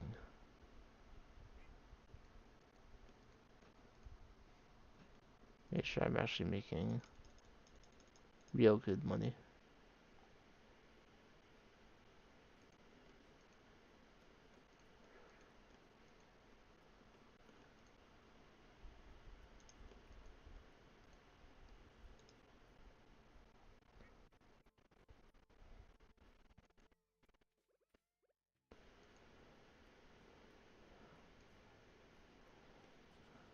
I kind of want to get into winter today, but I don't think I will. Because it's the 25th and we're already an hour and 40 minutes in. I would have to do 4 more days and then an additional one after that. And that's a lot to do in one day. But we'll see. I was talking about letting the animals out, the coop animals out every other day. And I seem to have abandoned that idea. Because they're out now, right now. Okay, so with it being the 25th, I do not believe I can plant anything else. This is not spring where I have carrots available.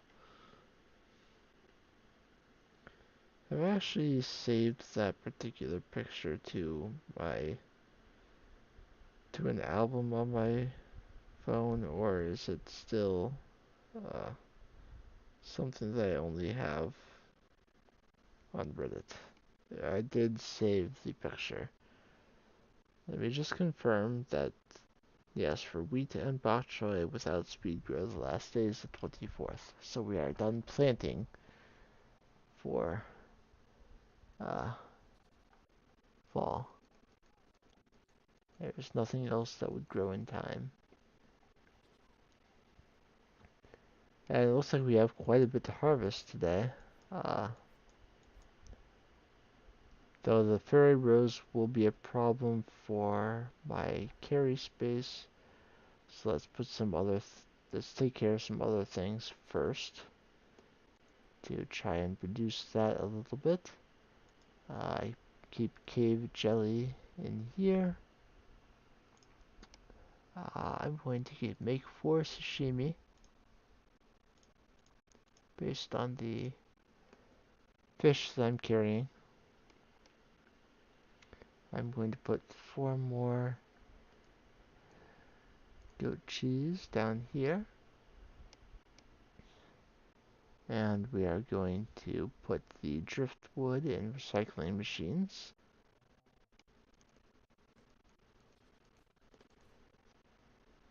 And after having done all of that, my carry weight is a little bit more respectable. Carry weight. Inventory. Space. This is not an Elder Scrolls game. It's not carry weight.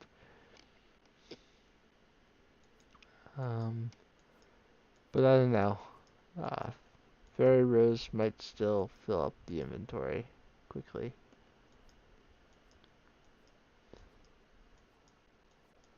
Alright, let's take a moment to sort out the Fairy Rose.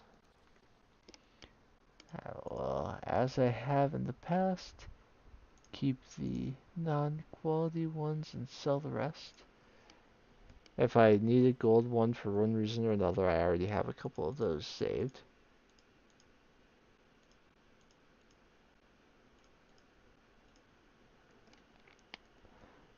This is the last time I'll be harvesting any of these things, so I don't want to necessarily sell all of the regular quality if I think that I have a use for it.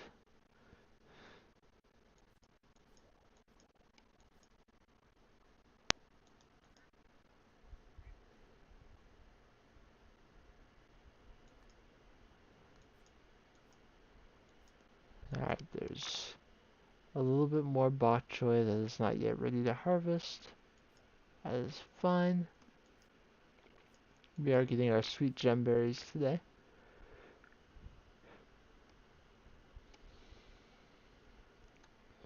We're not sneezing yet. I'm sure I will at some point before the end of the stream, but not yet.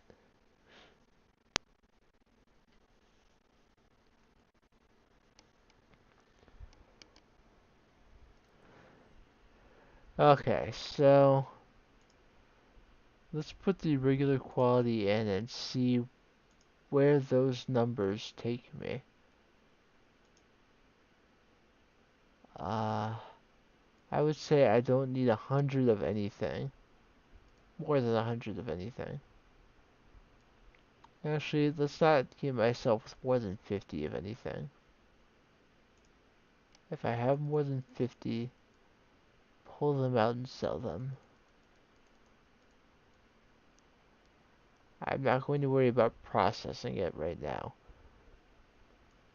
Oops, I took more bok choy than I needed to.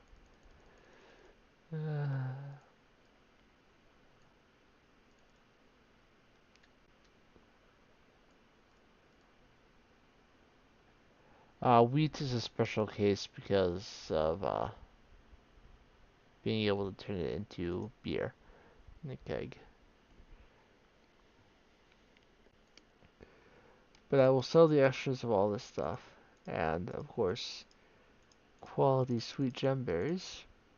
Makes me happy. I'll put the mystic fruit, or mystic syrup in there.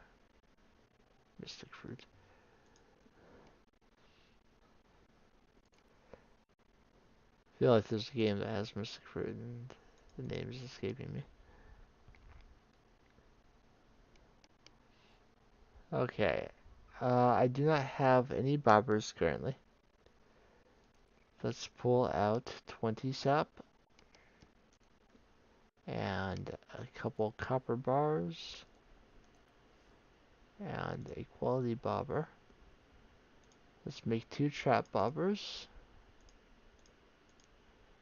Put those on, and what do I need for quality bobbers if I wanted to make another one? Need a copper bar, sap, and solar essence. Need 20 sap, 20 more. Anything that gets me using some of my sap, I'm more than happy to do. And it's not like I'm hurting for essences either. So I have a trap bobber and a quality bobber on the rod, and a backup one for when those run out. I have lava eel row already to go in this. I will take the bait maker with me so I can make more. And we will warp to the island. And step down here to get the express to the volcano.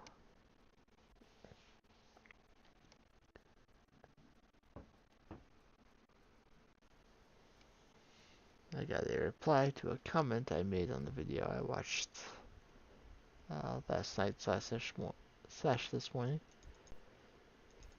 I don't need to kill the lava lurk, but he's within range. I do not have the lava monkeys here today, which means they will not be distracting me with their feet splashing into the lava. So let's put our targeted bait on and get to it. Hopefully I'm good at fishing today.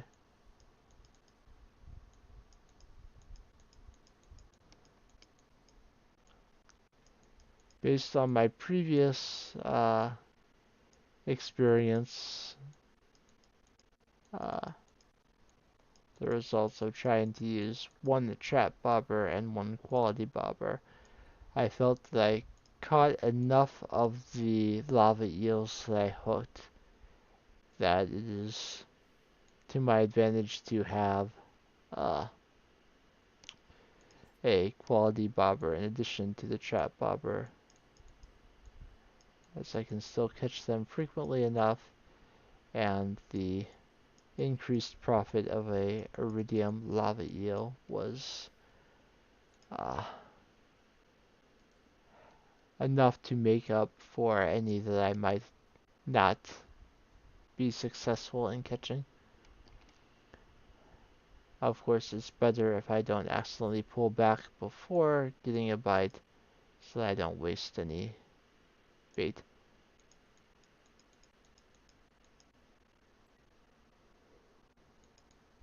I wouldn't take the time to try and get a treasure chest when trying to catch a fish as difficult as the lava eel, but if the spot I need it to be in to catch it happens to be in the same spot as the treasure chest, all the better.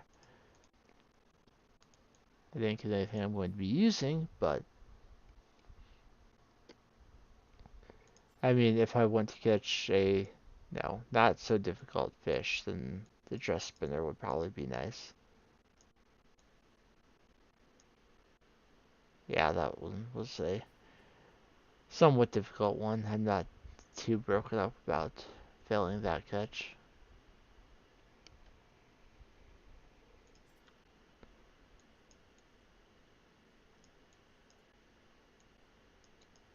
I stayed up there a bit longer than I should have, and it will probably result in me failing this catch.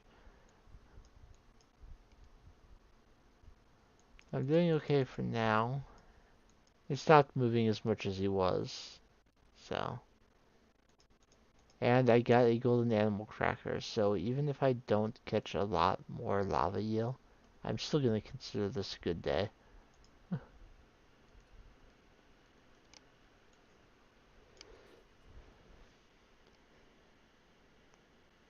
Oh, that's a good lava eel. I got 10, or maybe 9 bait from that one.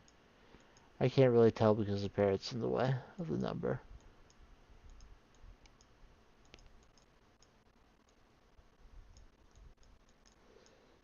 This one is pretty tough, but I did good when it went all the way to the bottom, which,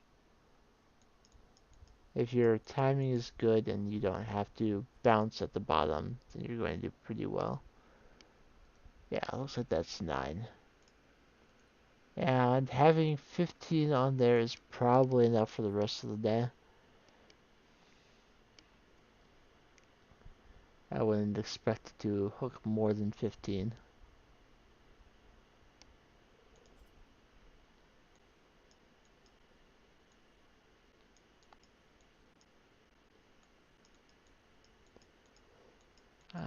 Tough start, but it's getting better.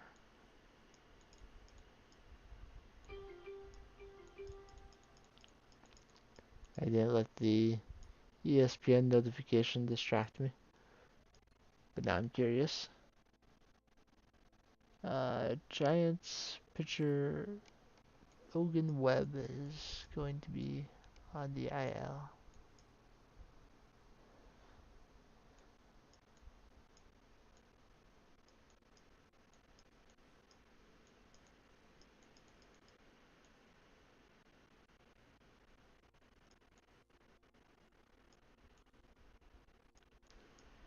Am I thinking of someone else, or has he had a lot of injury problems in recent seasons? He's one of their better pitchers, so.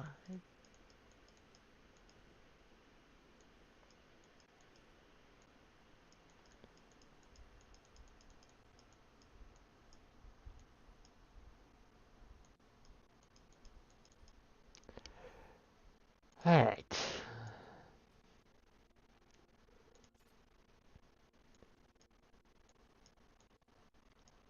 My favorite MLB player is still hanging in there.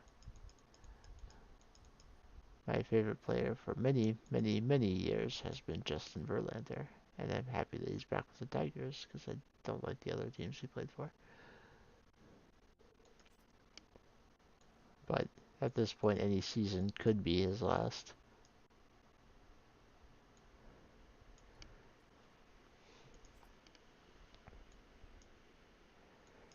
I'm at an age where any professional athlete who's older than you are is a athlete you like. Because not a lot of professional athletes play much longer than 34.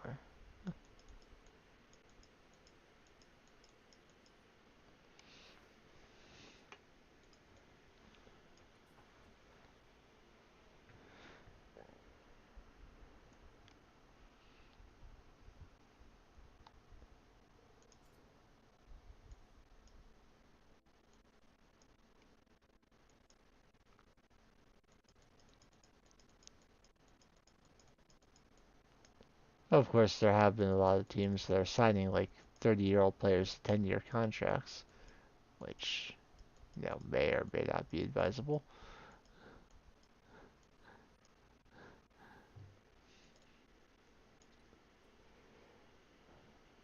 But this is not a sports stream. This is a Stardew Valley stream. So, I won't talk about that much more.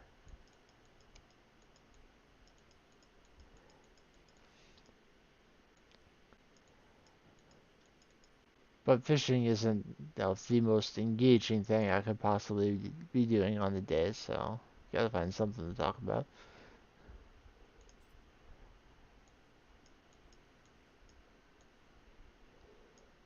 I remember when I streamed like 8 years ago, I didn't have a lot of viewers, and I didn't stream very consistently. But the one comment I got fairly regularly when I was streaming Stardew Valley was people said I was good at fishing.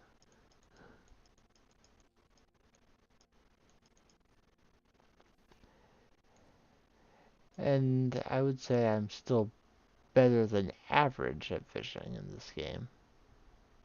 But I know that there are people who are far more skilled at it than I am. I also wonder if there was a secret update that I didn't hear about that made glacier fish harder, because I've had a lot of trouble with catching them recently. Both the regular glacier fish and the glacier fish junior.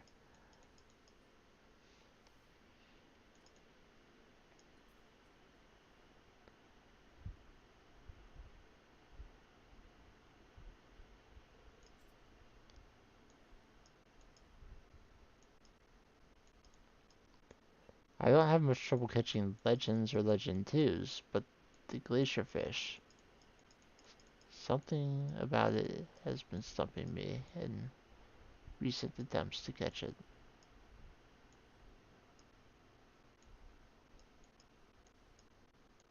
It had been like years since it took me more than 3 tries, and it took me an entire day to catch one.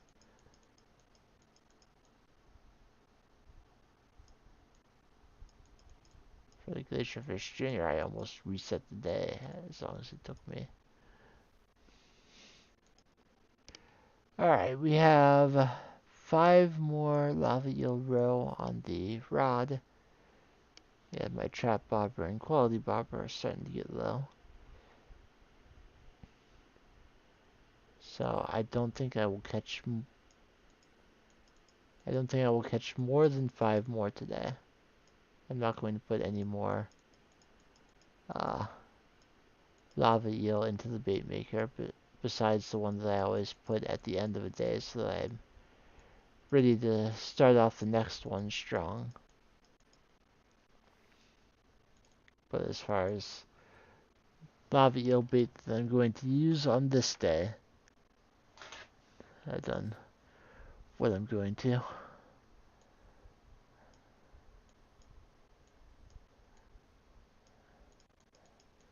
This one moving as much as it did there was actually to my advantage because I didn't react fast enough to move with it, but then it moved right back to where I was.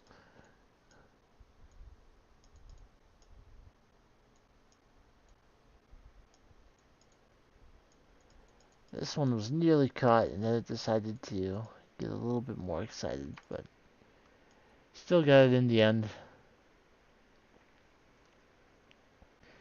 I love having all the star drops in this game. You don't always get the Statue of the Blessings to give you unlimited energy, but 508 is typically more than enough to do whatever you want in a day.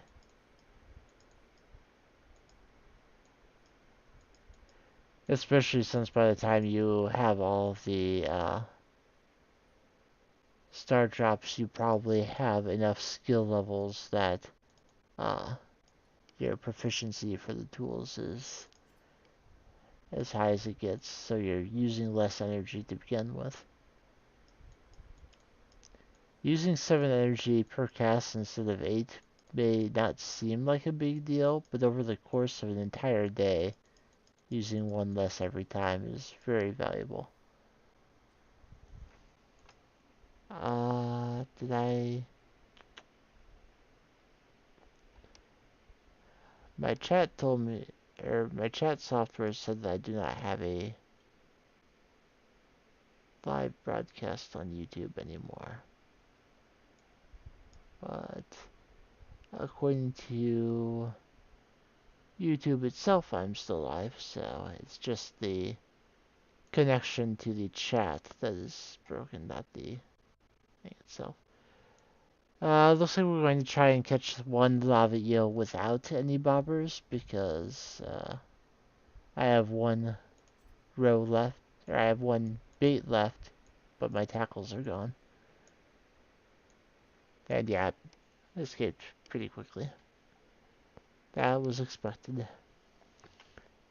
Yes, I did make the extra trap bobber and quality bobber, and I'll put them on my rod now.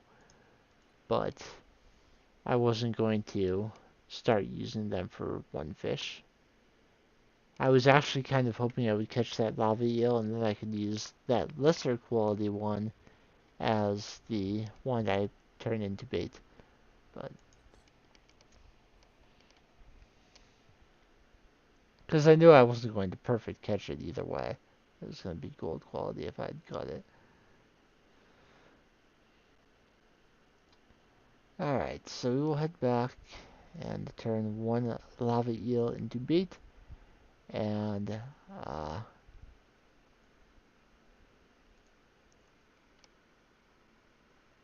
will be smoking 15 again. Just like last time. I will close up the barn and the coop and pick up some truffles so that I can start processing more. I'll look around to see if there are any additional ones in a moment. Let's put away the things that I managed to get from chests and pull out the 15 coal I will need to smoke all of these. I will sell the cloth. Keep that dress spinner in case I want to use it. And let me start smoking lava eel. I'll walk along here to see if any truffles spawned on this side. No. I'm gonna trim this back a little bit.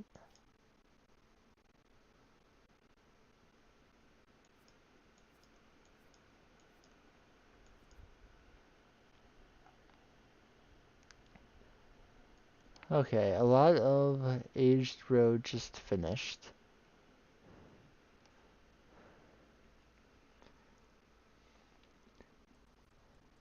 I'm trying to make a decision right now on whether I want to use this animal cracker to increase the output of the lava eel or the crimson fish pond, or if I want to save it for potentially like ostriches or dinosaurs. Besides goats, ostriches and dinosaurs are the ones I usually give animal crackers to, besides fish ponds, of course. The extra with the treasure appraisal guide, those dinosaur eggs sell pretty well, so I don't mind getting 2 each day a dinosaur produces. And then of course the ostriches, uh, their eggs give 10 male each, and if they're, you know, pretty high friendship as mine are, then uh, ostrich egg male retains the quality, so that doesn't hurt either.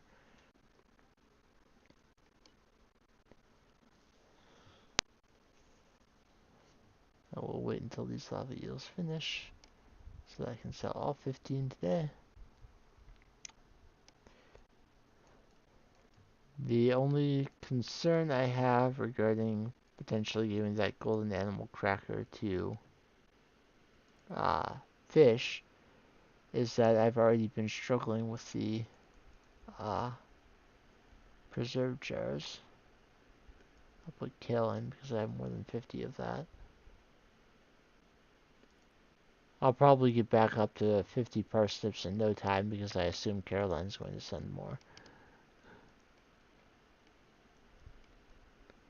Okay, let's turn more tea leaves into green tea and collect the jade. Tomorrow will be Friday in game, which means I harvest the greenhouse.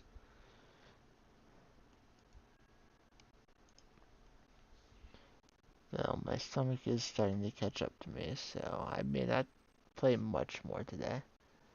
See, we got our sweet gem berries harvested. The silver quality is 37.50 each.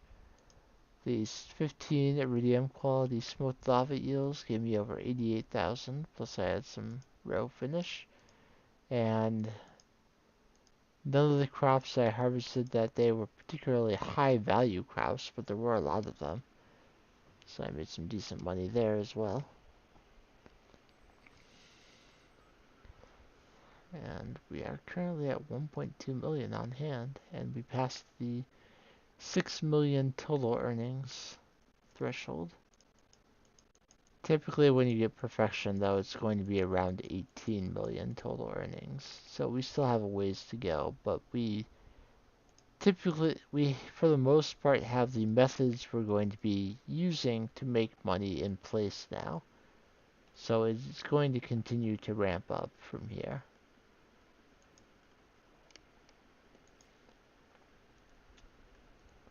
We may not be using all of the methods to their fullest as of yet, but it is certainly our profits are ramping up consistently at this point. It will only be a few more days before I add in the iridium quality goat cheese into the mix. So it's not done yet. We're still going to be increasing our profits somewhat.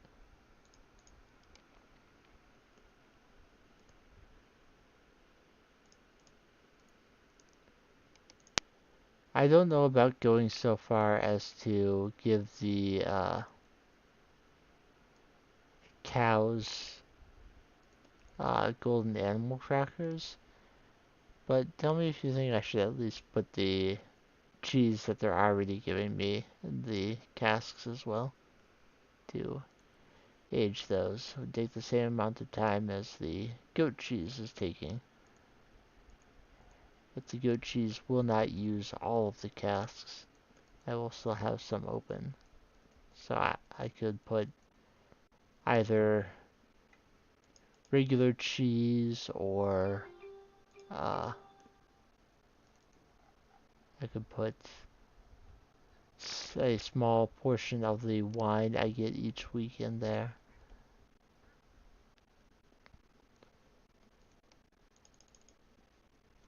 I typically just sell wine as it is, but I know that many people prefer to age it. I don't think I will make enough casks to uh, fully to age all of my wine because, I get 138 a week and I don't want to make that many casks, but even putting all of the goat cheese in there, I still have some left over that I could use for something longer term like wine. I think if I were to do the cows, though, I would make enough casks to uh, do all of their uh, do all their cheese at least.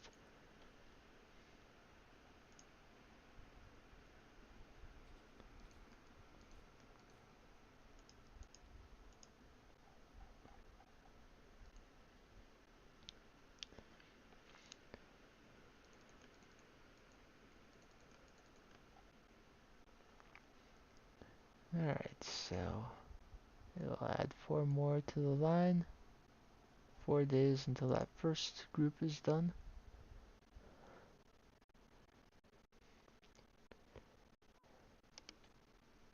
And we have some row to start aging today. Alright, any other crops done? Some bok choy will be done. What I replaced the amaranth with. And it looks like eggplants and grapes are ready to harvest again.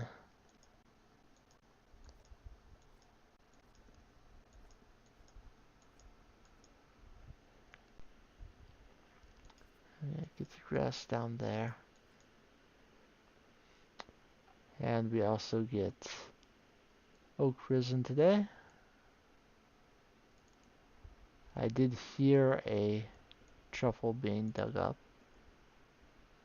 So I'm going to grab those since I want to make sure that as soon as that's done I can do more. I did get 5 regular quality grapes today, so I'll go ahead and put that in the dehydrator.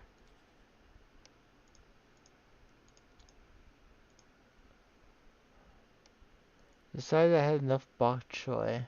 Decided we were going to keep 50 of things, and I have that for eggplant already as well.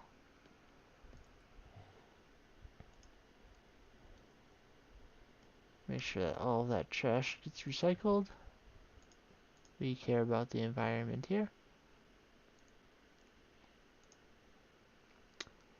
And now as it is Friday, head into the greenhouse to get the ancient fruit.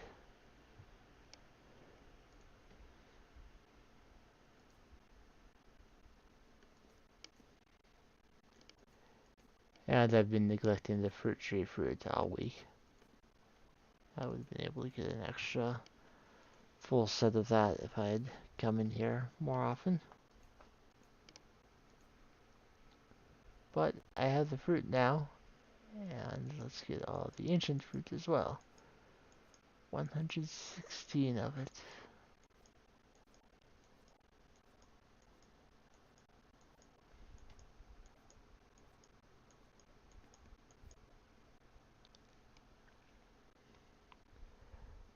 Now I suppose I could prepare myself for the island. I'll still sell the gold and silver quality. But since I don't need to keep, since I have, or will have enough star fruit for the next,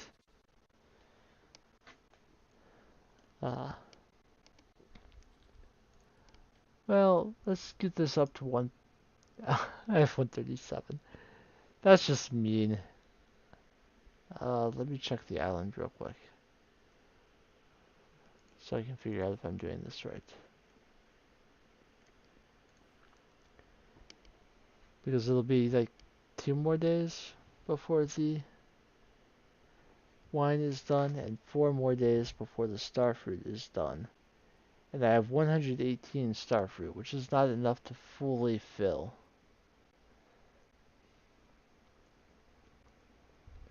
And I put enough ancient fruit in there without counting it, so that I am 1 short of filling it with purely ancient fruit. I'll probably just do as much starfruit as I can and fill the rest with ancient fruit. It's probably how I'll do this.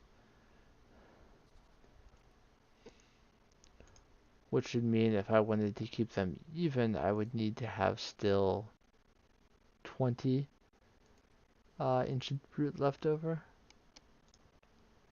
So let's make like, I don't know, 50 more.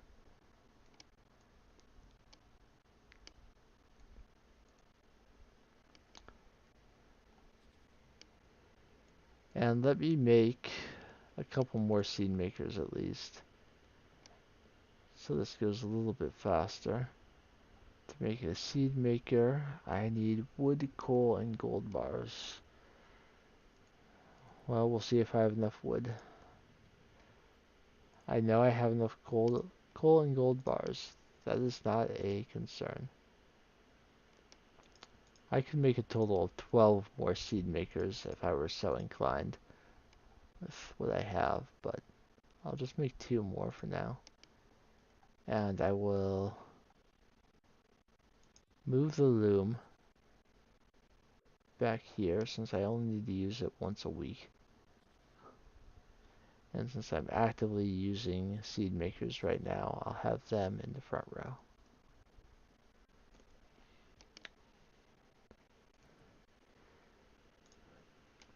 I don't think from these ancient fruit alone I'm going to get up to the 503 difference between what the uh,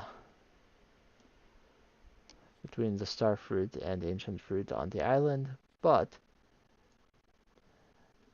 it will get me along the road to that point.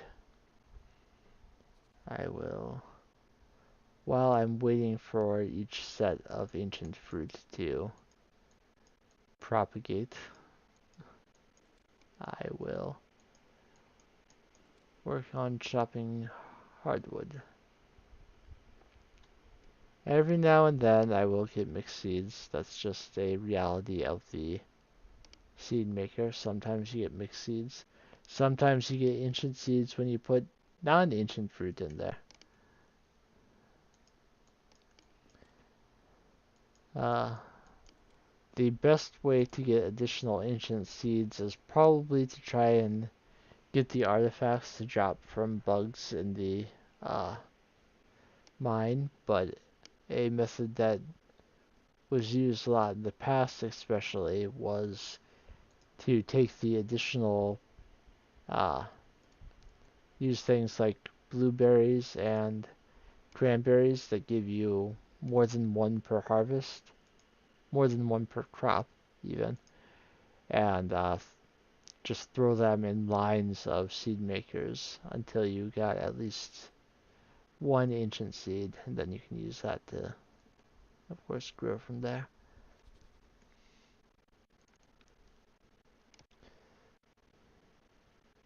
But now I typically just try and get a bug to drop them.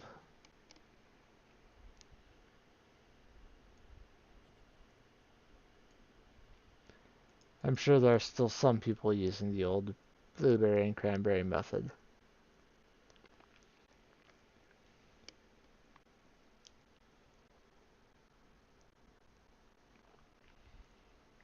I'm wondering if once I get the uh, full measure of ancient fruit going on the island, if I should take some of these 500 strawberry seeds and put them in the greenhouse instead, or if I should just wait until spring. That's the main thing that makes me think if I actually want to move the animal buildings over to the left during winter, is I went ahead and bought those 500 strawberry seeds, and if I have a smaller planting area, then I won't need to buy any for many more seasons. But if I put them all over here, then I get a lot of strawberries. And if you plant strawberries on the first day of spring, that's like a 20G per day profit.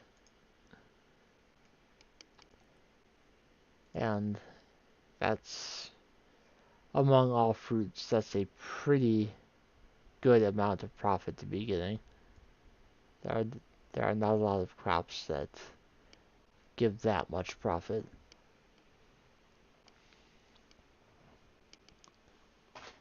So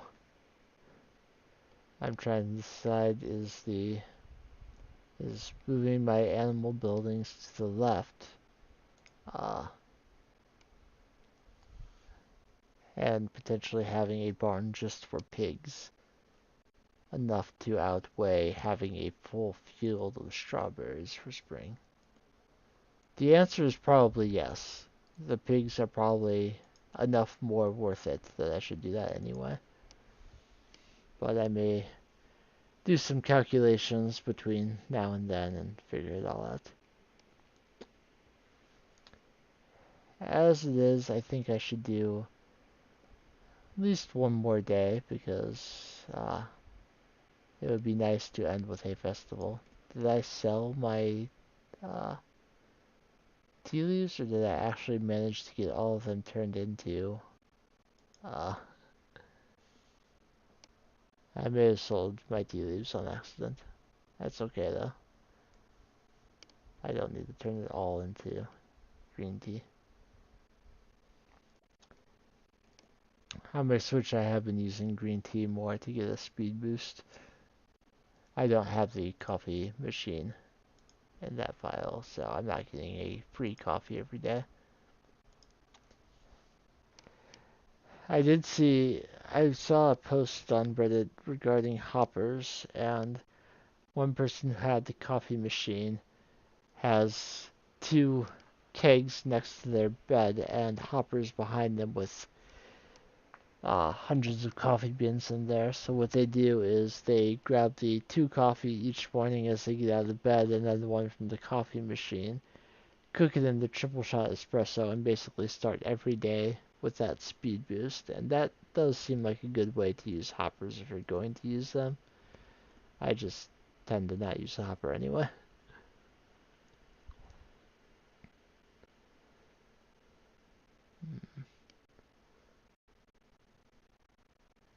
I'm keeping the blue grass starter because I kind of want to put it in wherever my animals end up. I'm looking forward to putting the tree of the winter star out when uh, that time comes. I'm going to actually move the crystal chair.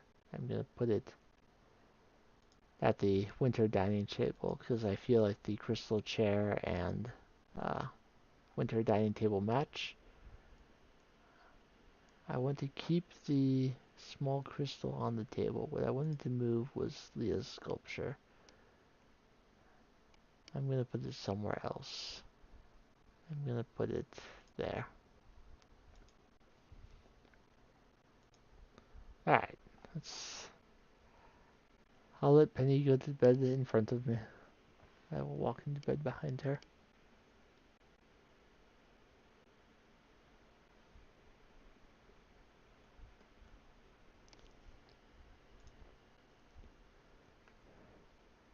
Alright, we made less than 100,000, which, yeah, I did sell my tea leaves. Yeah, that's kind of sad for an ancient fruit today, but you still made almost 100,000, which still feels good.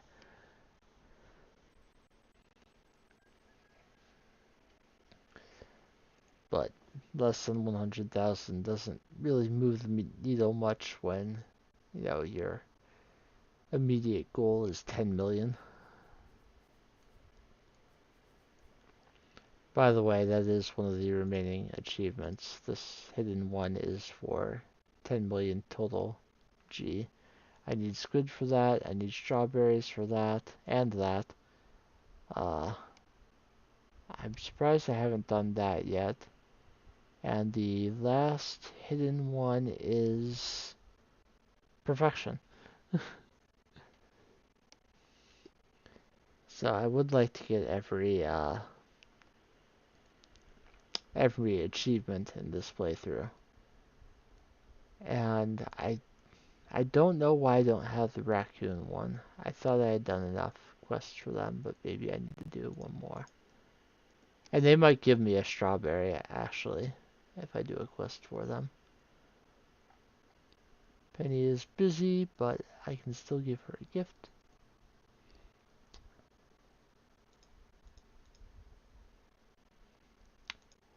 At this point, I don't really care to receive sea urchins anymore. I'm mostly keeping the iridium quality ones that I find from time to time, rather than the base quality that Emily can send. I think coal. I don't have a full stack of coal.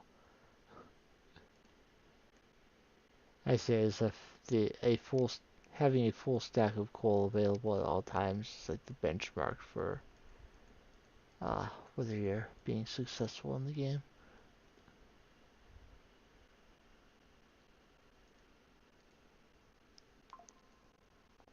I mean, coal is used for a lot of things. So if you want to judge your relative success based on how much coal you have, why not? It's just not the metric by which I would measure my personal success. I will put 2 truffles there to get them processing, and with any luck, uh, get some more today. It is a festival day, which means if I had a barn just for pigs, I would open it up and uh, let just the pigs out, because everything else, uh, makes money regardless of whether they're inside or outside, whereas pigs only make money outside.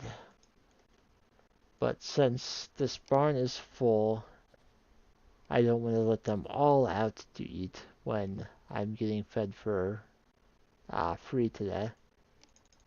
So I'm going to eat the loss of the day regarding uh, truffle profits, and hopefully get a lot tomorrow for the last day of the year for pigs to be out, since it will then be winter, so it'll be a season of no truffles.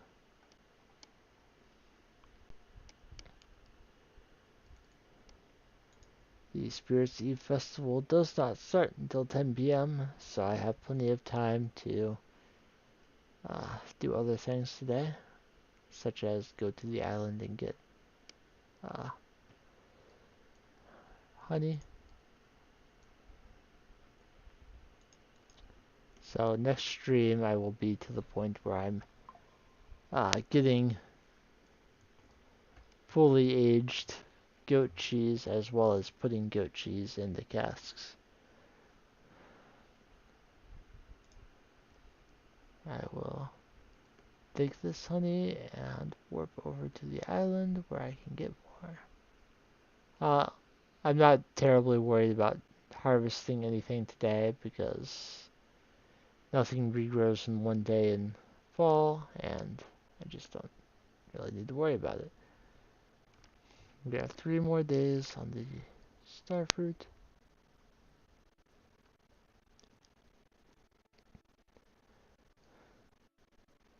So, uh, tomorrow will be 2 days, so the second day of winter is when I will next be harvesting.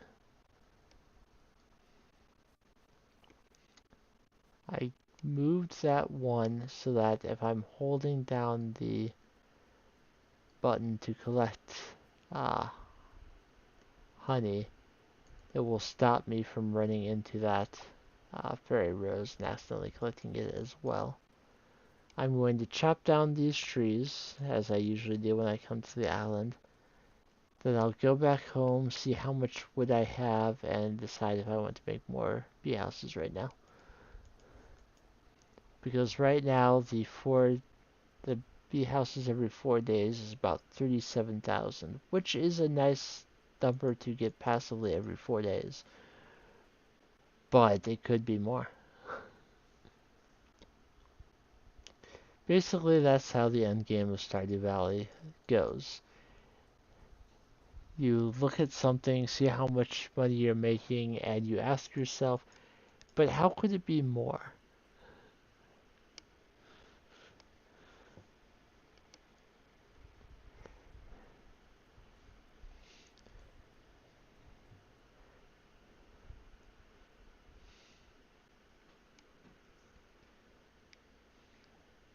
Now, some people, of course, take more joy in, for example, designing their farm and making it look nice.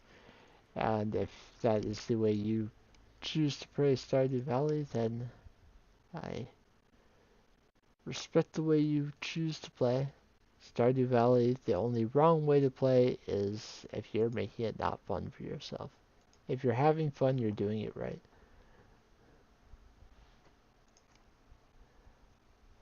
Coal, iron bar, and maple syrups. I have 389 wood, which is probably not enough to make very many, but it will be more than 0. It'll be 9. 9 is actually not a bad number. I can get behind 9. So let us warp back over to the island and put those new bee houses down. I intend to surround some more uh, fairy rows so I don't accidentally pick them when I am harvesting, which means I will continue to surround this one.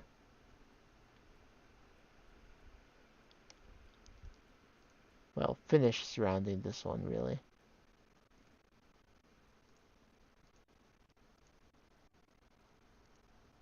And start surrounding this one. So now when I'm harvesting these, I won't accidentally harvest that one.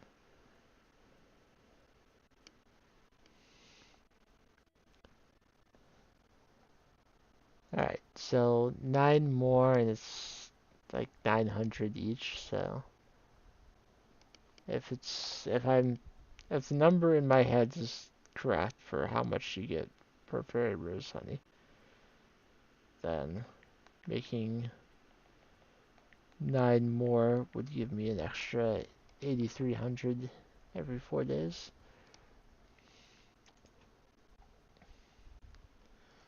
Which is a good amount. I find that a number like that is difficult to argue with. Alright, so it is 2:40 p.m. I still have a significant amount of time before the Spirits Eve Festival. Some grass spread into my crop area. That's interesting. So, why don't I use this time to get more hardwood? I want to get all of the wood, like in the forest and the like, but I tend to wait on that uh, because if Robin asks me to collect 1,000 wood at the beginning of winter and I've just gone through the forest and chopped all the wood, then that is a quest I would not be able to complete. I mean, it is highly unlikely that she asks you to do it in winter, but she can. Despite the fact that she tells you to come get a wood chipper in the first year because it's so hard to get regular wood in winter, she'll still ask you to figure out a way to do it.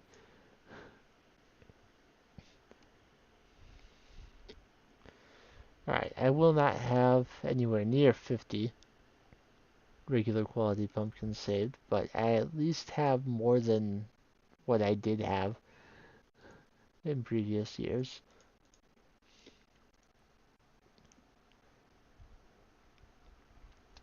Yeah, part of the reason I would be okay moving my animals over is so I can just focus on a single high value crop rather than trying to grow a mix, as the only thing I have left to cook is the squid ink ravioli.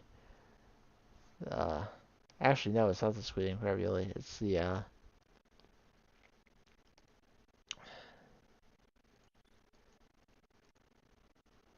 dried crystal fruit and coconut jelly.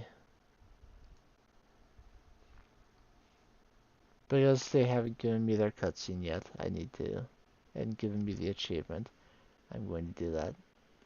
Dried crystal fruit and coconut jelly is what I wanted. Let's pull out 5 crystal fruit. I'm going to come in here and grab 2 fairy dust so I don't have to actually wait on it. And while I'm in here, I'll get the jade and get the remaining 3 tea leaves in my inventory processing as well.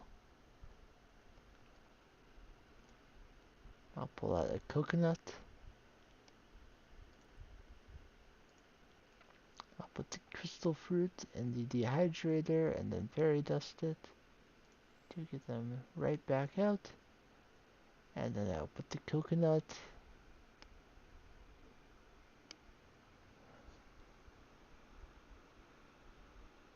There is a preserve jar that is not currently working.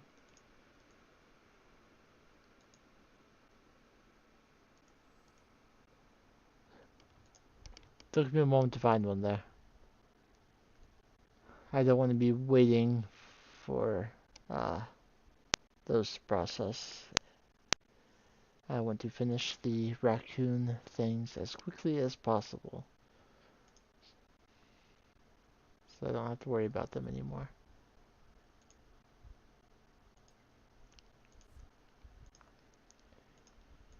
And to give me a star drop tea, because I guess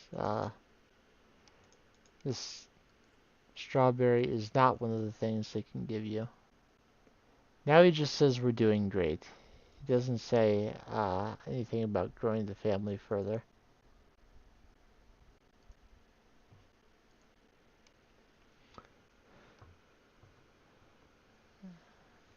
So I should have done, I mean, I already thought I should have done enough to get that achievement, but now I definitely should have.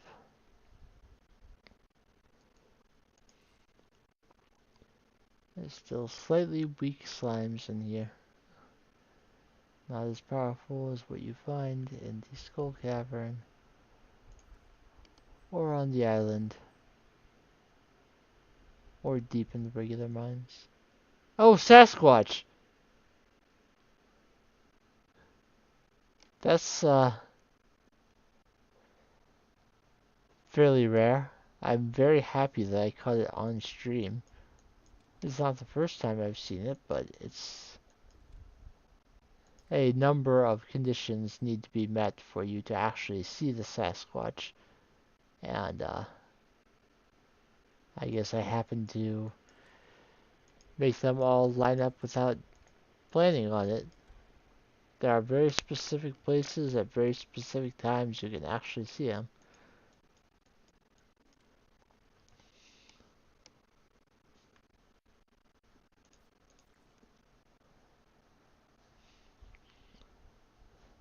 This stream ended up being a little bit more exciting than I planned. I knew I was going to be harvesting starfruit, making lots of money. I was not expecting a Sasquatch sighting.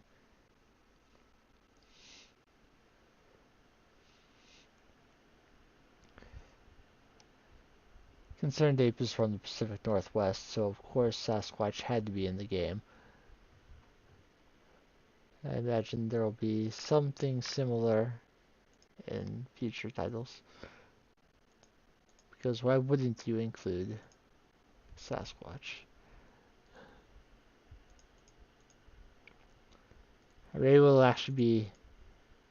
I don't know if there are any uh, lore reasons that would connect a Sasquatch to chocolate, but who knows, maybe Sasquatch will play a bigger role in the next game. We don't know. We could speculate, but we don't know. Alright, the Spirit Seed Festival has begun. It is an odd year, but the last time it was an odd year, neither Kent nor Leah lived in the valley, so that will be the new dialogue I'm looking for. Ailey is still too scared. Marnie is wondering about our production, while Jazz wants to go in the mine, or in the maze. Sebastian still doesn't realize that they're real skeletons.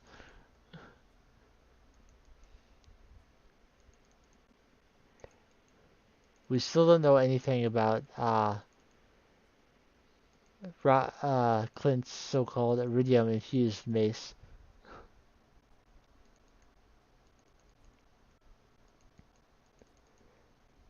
So we have Kent over here.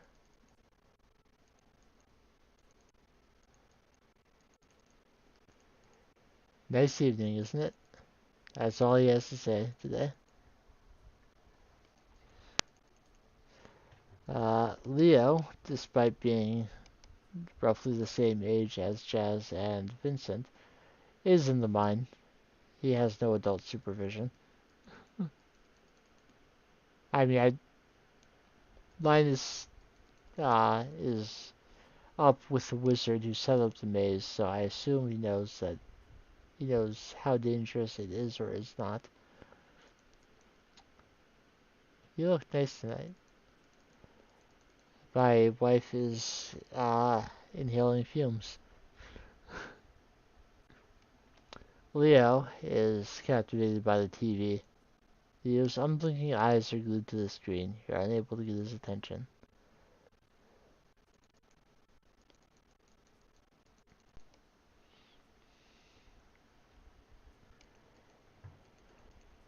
Abigail's one fear is still spiders, but Sam made it this far. Sam says he could have sworn someone's was ahead of him, but no one else is actually ahead of him.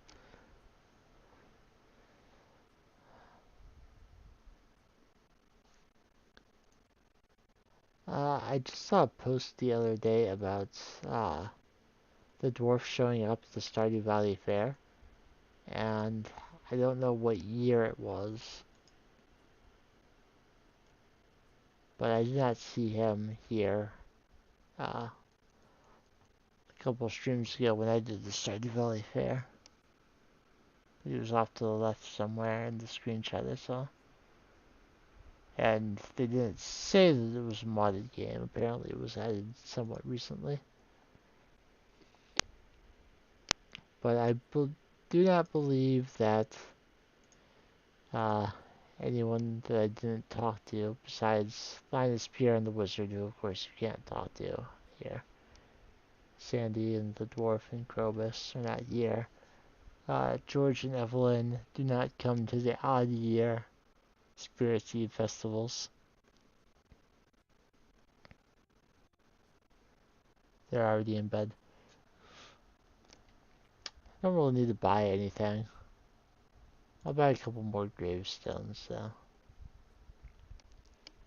Put those by my grandfather's spot. Okay, so the festival ends.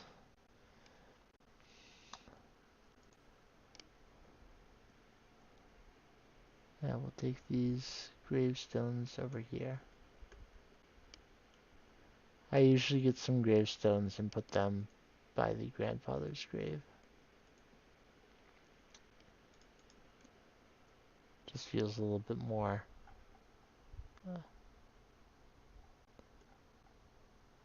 I just like it.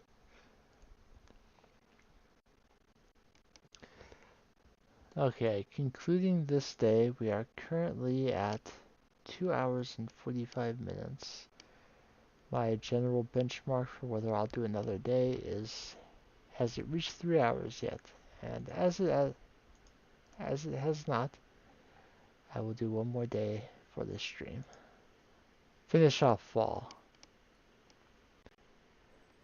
As usual, I'll make the moon mad. Mm. And I make that sound every time. Mm.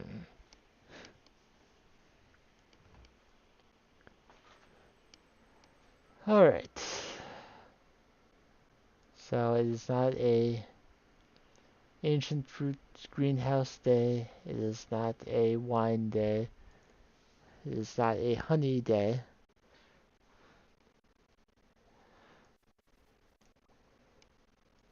But we have to progress the days somehow to get to those days.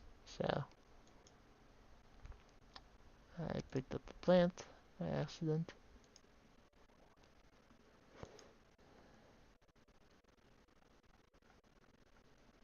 Put coffee in first,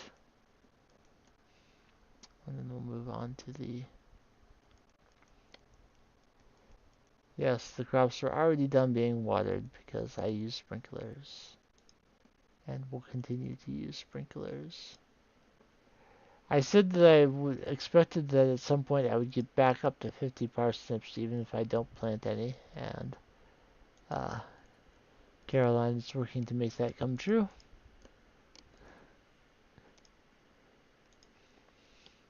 It was because of Caroline that I assumed it would happen. If I wanted to fish today, the first 3 would be much easier. So I feel like another round of lava eel fishing may be in the cards. If the game is going to make it easier for me, why not take advantage? I mean, yes, only the first 3, but any lava eels being easier is nice.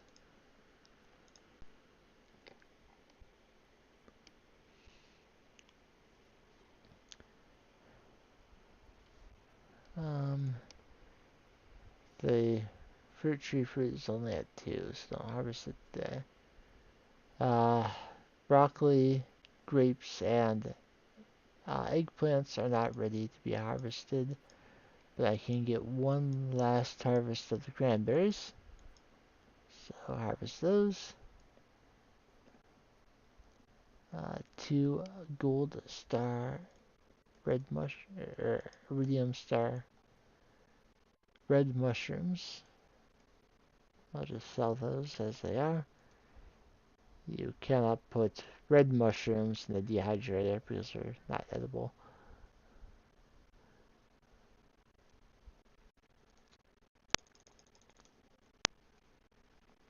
And I already have more than 50 in my fall chest, so it's not like I need to hold on to more. I am pleased that I'm getting a iridium quality dinosaur egg today.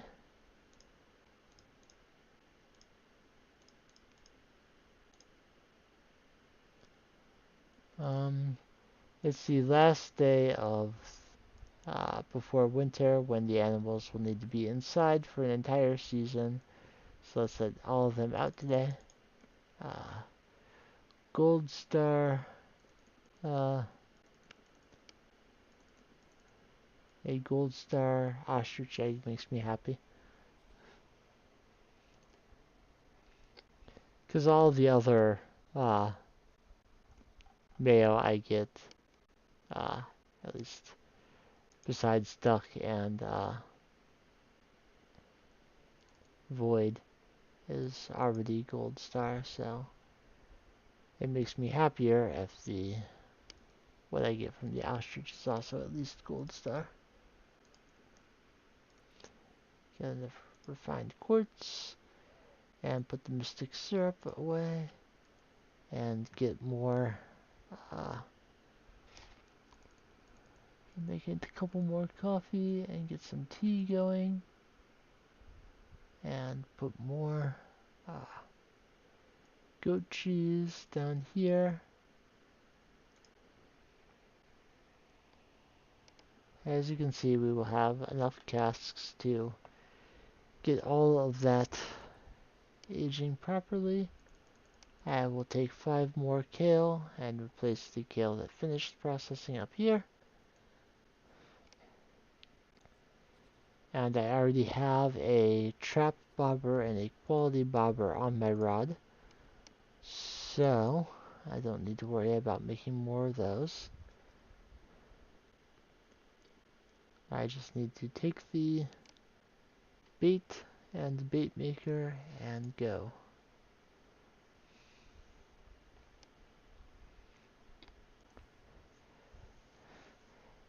I mentioned the last time I was doing the uh, lava eel fishing that I know it may not be the most engaging thing to watch, but, and I'm doing it for a second time in this stream, but it is a good way to make six figures in a day. So, especially if the blessing is making it a little bit easier on me. Of course, I want to take advantage of that. And that the blessing of waters is a significant boost to how easy it is to catch a fish. I mean, there is absolutely no way they escape me. I just got a perfect catch without difficulty on a lava eel, which also made it the largest one I've caught. You can see the lava eels are not moving much more than a regular fish would.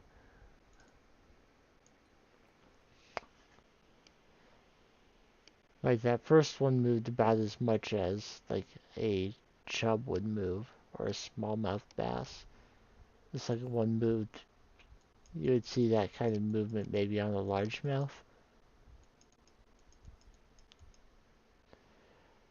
Okay, so that's three, which means the blessing of water is done. But we got three very easy lava eels to start off our day.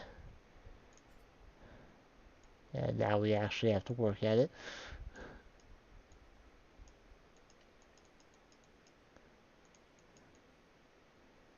In some ways, the blessing of water may be a bit of a curse if you're going to be fishing for hard fish exclusively, because you might get lulled into complacency with how easy the first three are, and then when they get hard, you're not quite as keyed in to react as you should be.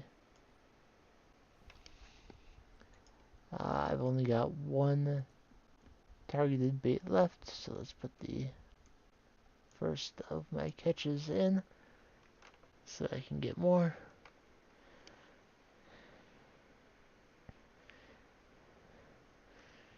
We know that somewhere around 20 is how long my uh, trap and quality bobbers last. Because I'm ending up with 15 each time I do this, minus any I turn into more targeted bait.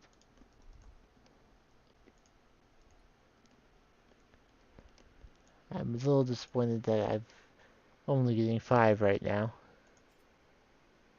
Getting 8 is much better.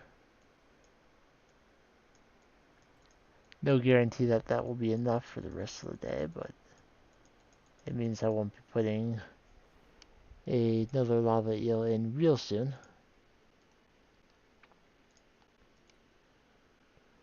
12 is a good number when I've already caught several.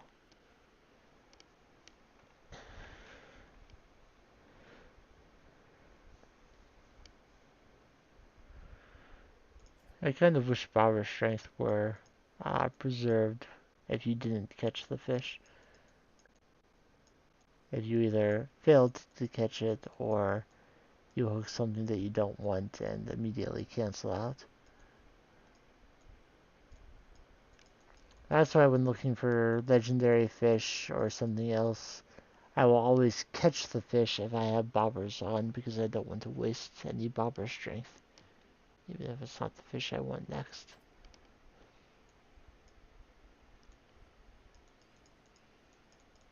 Of course, the only fish I will catch here is the fish I want.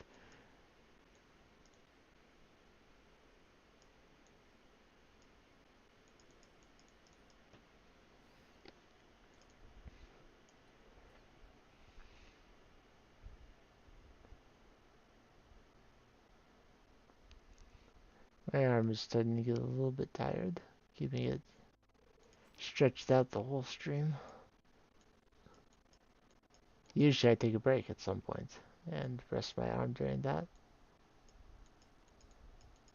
But apart from, uh, as far as taking a break today goes, I did get up when I heard the ice cream truck, so I haven't been sitting for the whole stream length.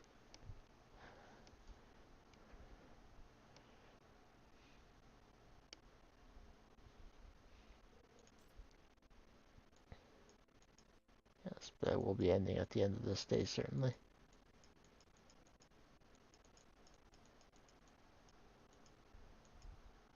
Actually, I do have to remember that I've actually gone longer than it says I have. There was the OBS disconnect fairly early on, and it went back to 0 at that time. So I've actually been going a little bit longer than it says.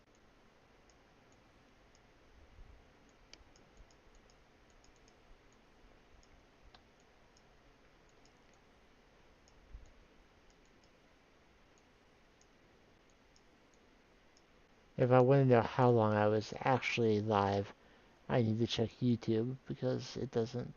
Uh, because Twitch will break it into two VODs if OBS disconnects. But because YouTube is not my primary stream key, it stays live for a moment and gives me the chance to reconnect before it actually stops. So unless OBS completely crashes and it takes me a few minutes to get it back up and running, the YouTube stream is typically continuous, even if there's a temporary issue.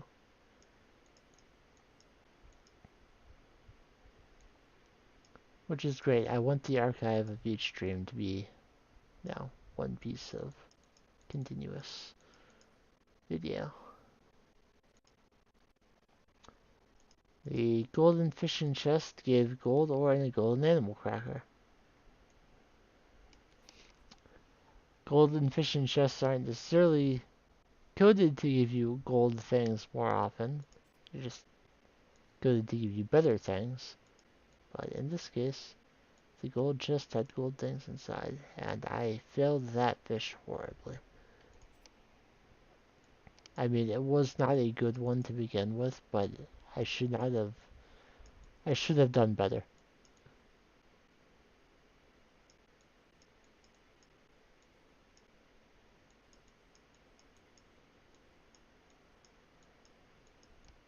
I was a little cheeky with trying to get that chest. Probably should have let it go. That's actually my biggest fear with doing the lava eel fishing, is that I'll end up with more lava eel roe that I don't have the preserved jars to process.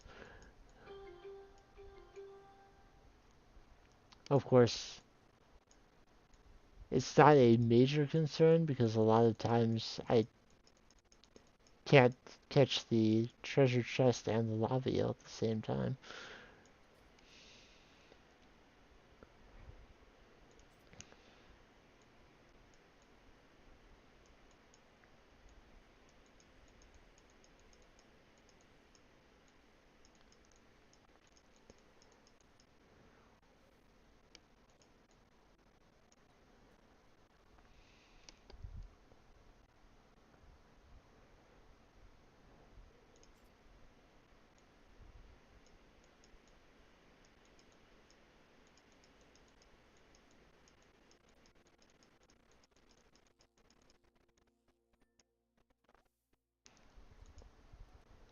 Alright, more lava eel roe.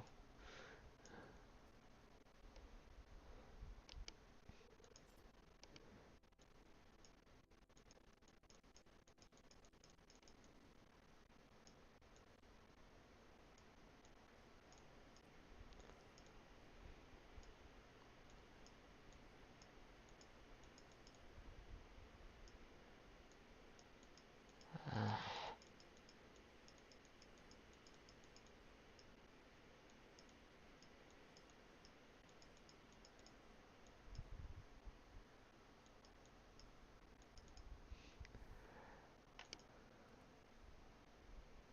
that was my last piece of bait.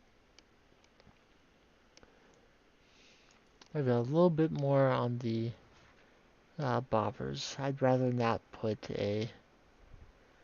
another lava eel in the smoker, or the bait maker. So we're going to see if we can manage to hook one without the targeted bait. If I'm not using the targeted bait, I suppose I should be using the deluxe bait to make the bar bigger if I do hook one. But if this is the last health on these bobbers, it doesn't really matter anyway.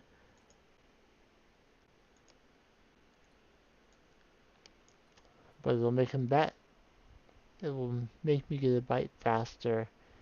And if it is a lava eel, it will give me that bigger fishing bar that I love so very much. In fact, the increase to the bar of deluxe bait makes me feel that I can uh, actually take time to get that treasure chest.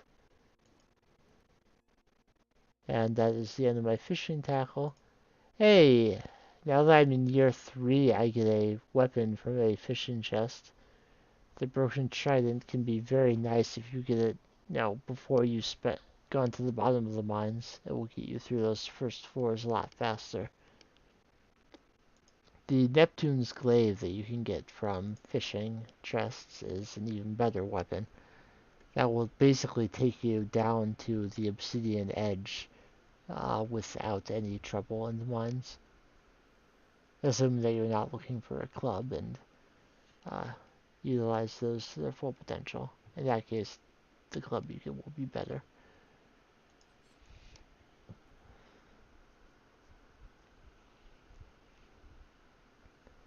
But I'm not a club master like so many others are. Speedrunners especially favor clubs. Though depending on what uh, category they're running, they might not even go to the bottom of the mines anyway. I will put one in there as is my custom, and the remainder will be smoked. Looks like I ended up with 15 again. Seems to be the general amount I end with. 15.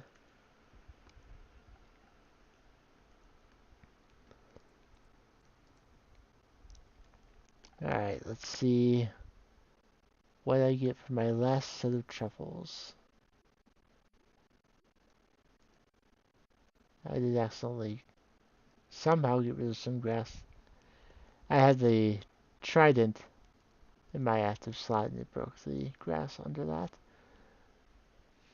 It's okay. Regardless of whether I move them, I wasn't going to leave it as it is right now. I was going to replant under everything.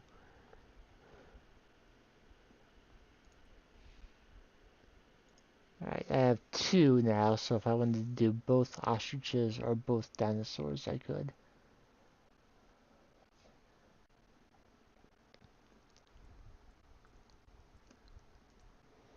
Let's see, I will fill what preserved jars I can with the lava eel roe I got today. It looks like 2 jars have an open spot, but for the most part, it will take me a few days to uh, get all that extra roe processed,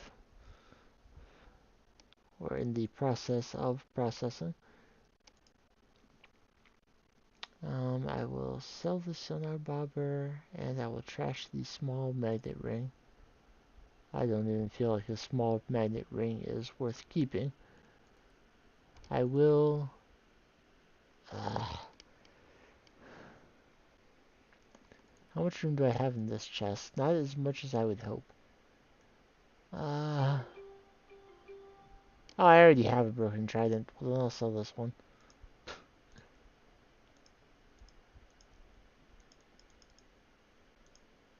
Why is it not letting me trash it?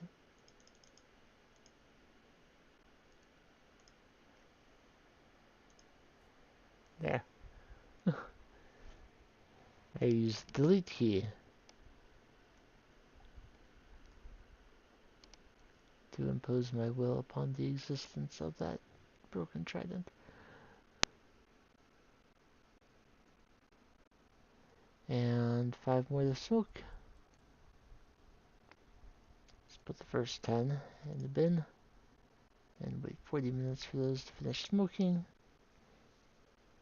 I am relatively certain that no additional truffles popped up anywhere on this day.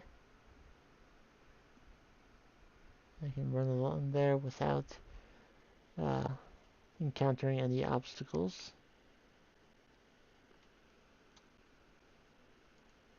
So it looks like I'm going into this winter with 5, and I'm putting 2 of them in right now. Let's at least get the lava eel sold. And as I said, that will be my last day for this stream. So, if you watched live on YouTube or on Twitch, whether you chatted or lurked, I appreciate you. If you are watching the archive later on YouTube, thank you for checking it out. I hope that however your day is progressing, it is favorable for you. Let's check our earnings. We got some pickled kale giving me a little bit. Some mayo from an ostrich egg and cranberries. Got more lava eel. Over 100,000 is always a nice day. And I will see you in the next one.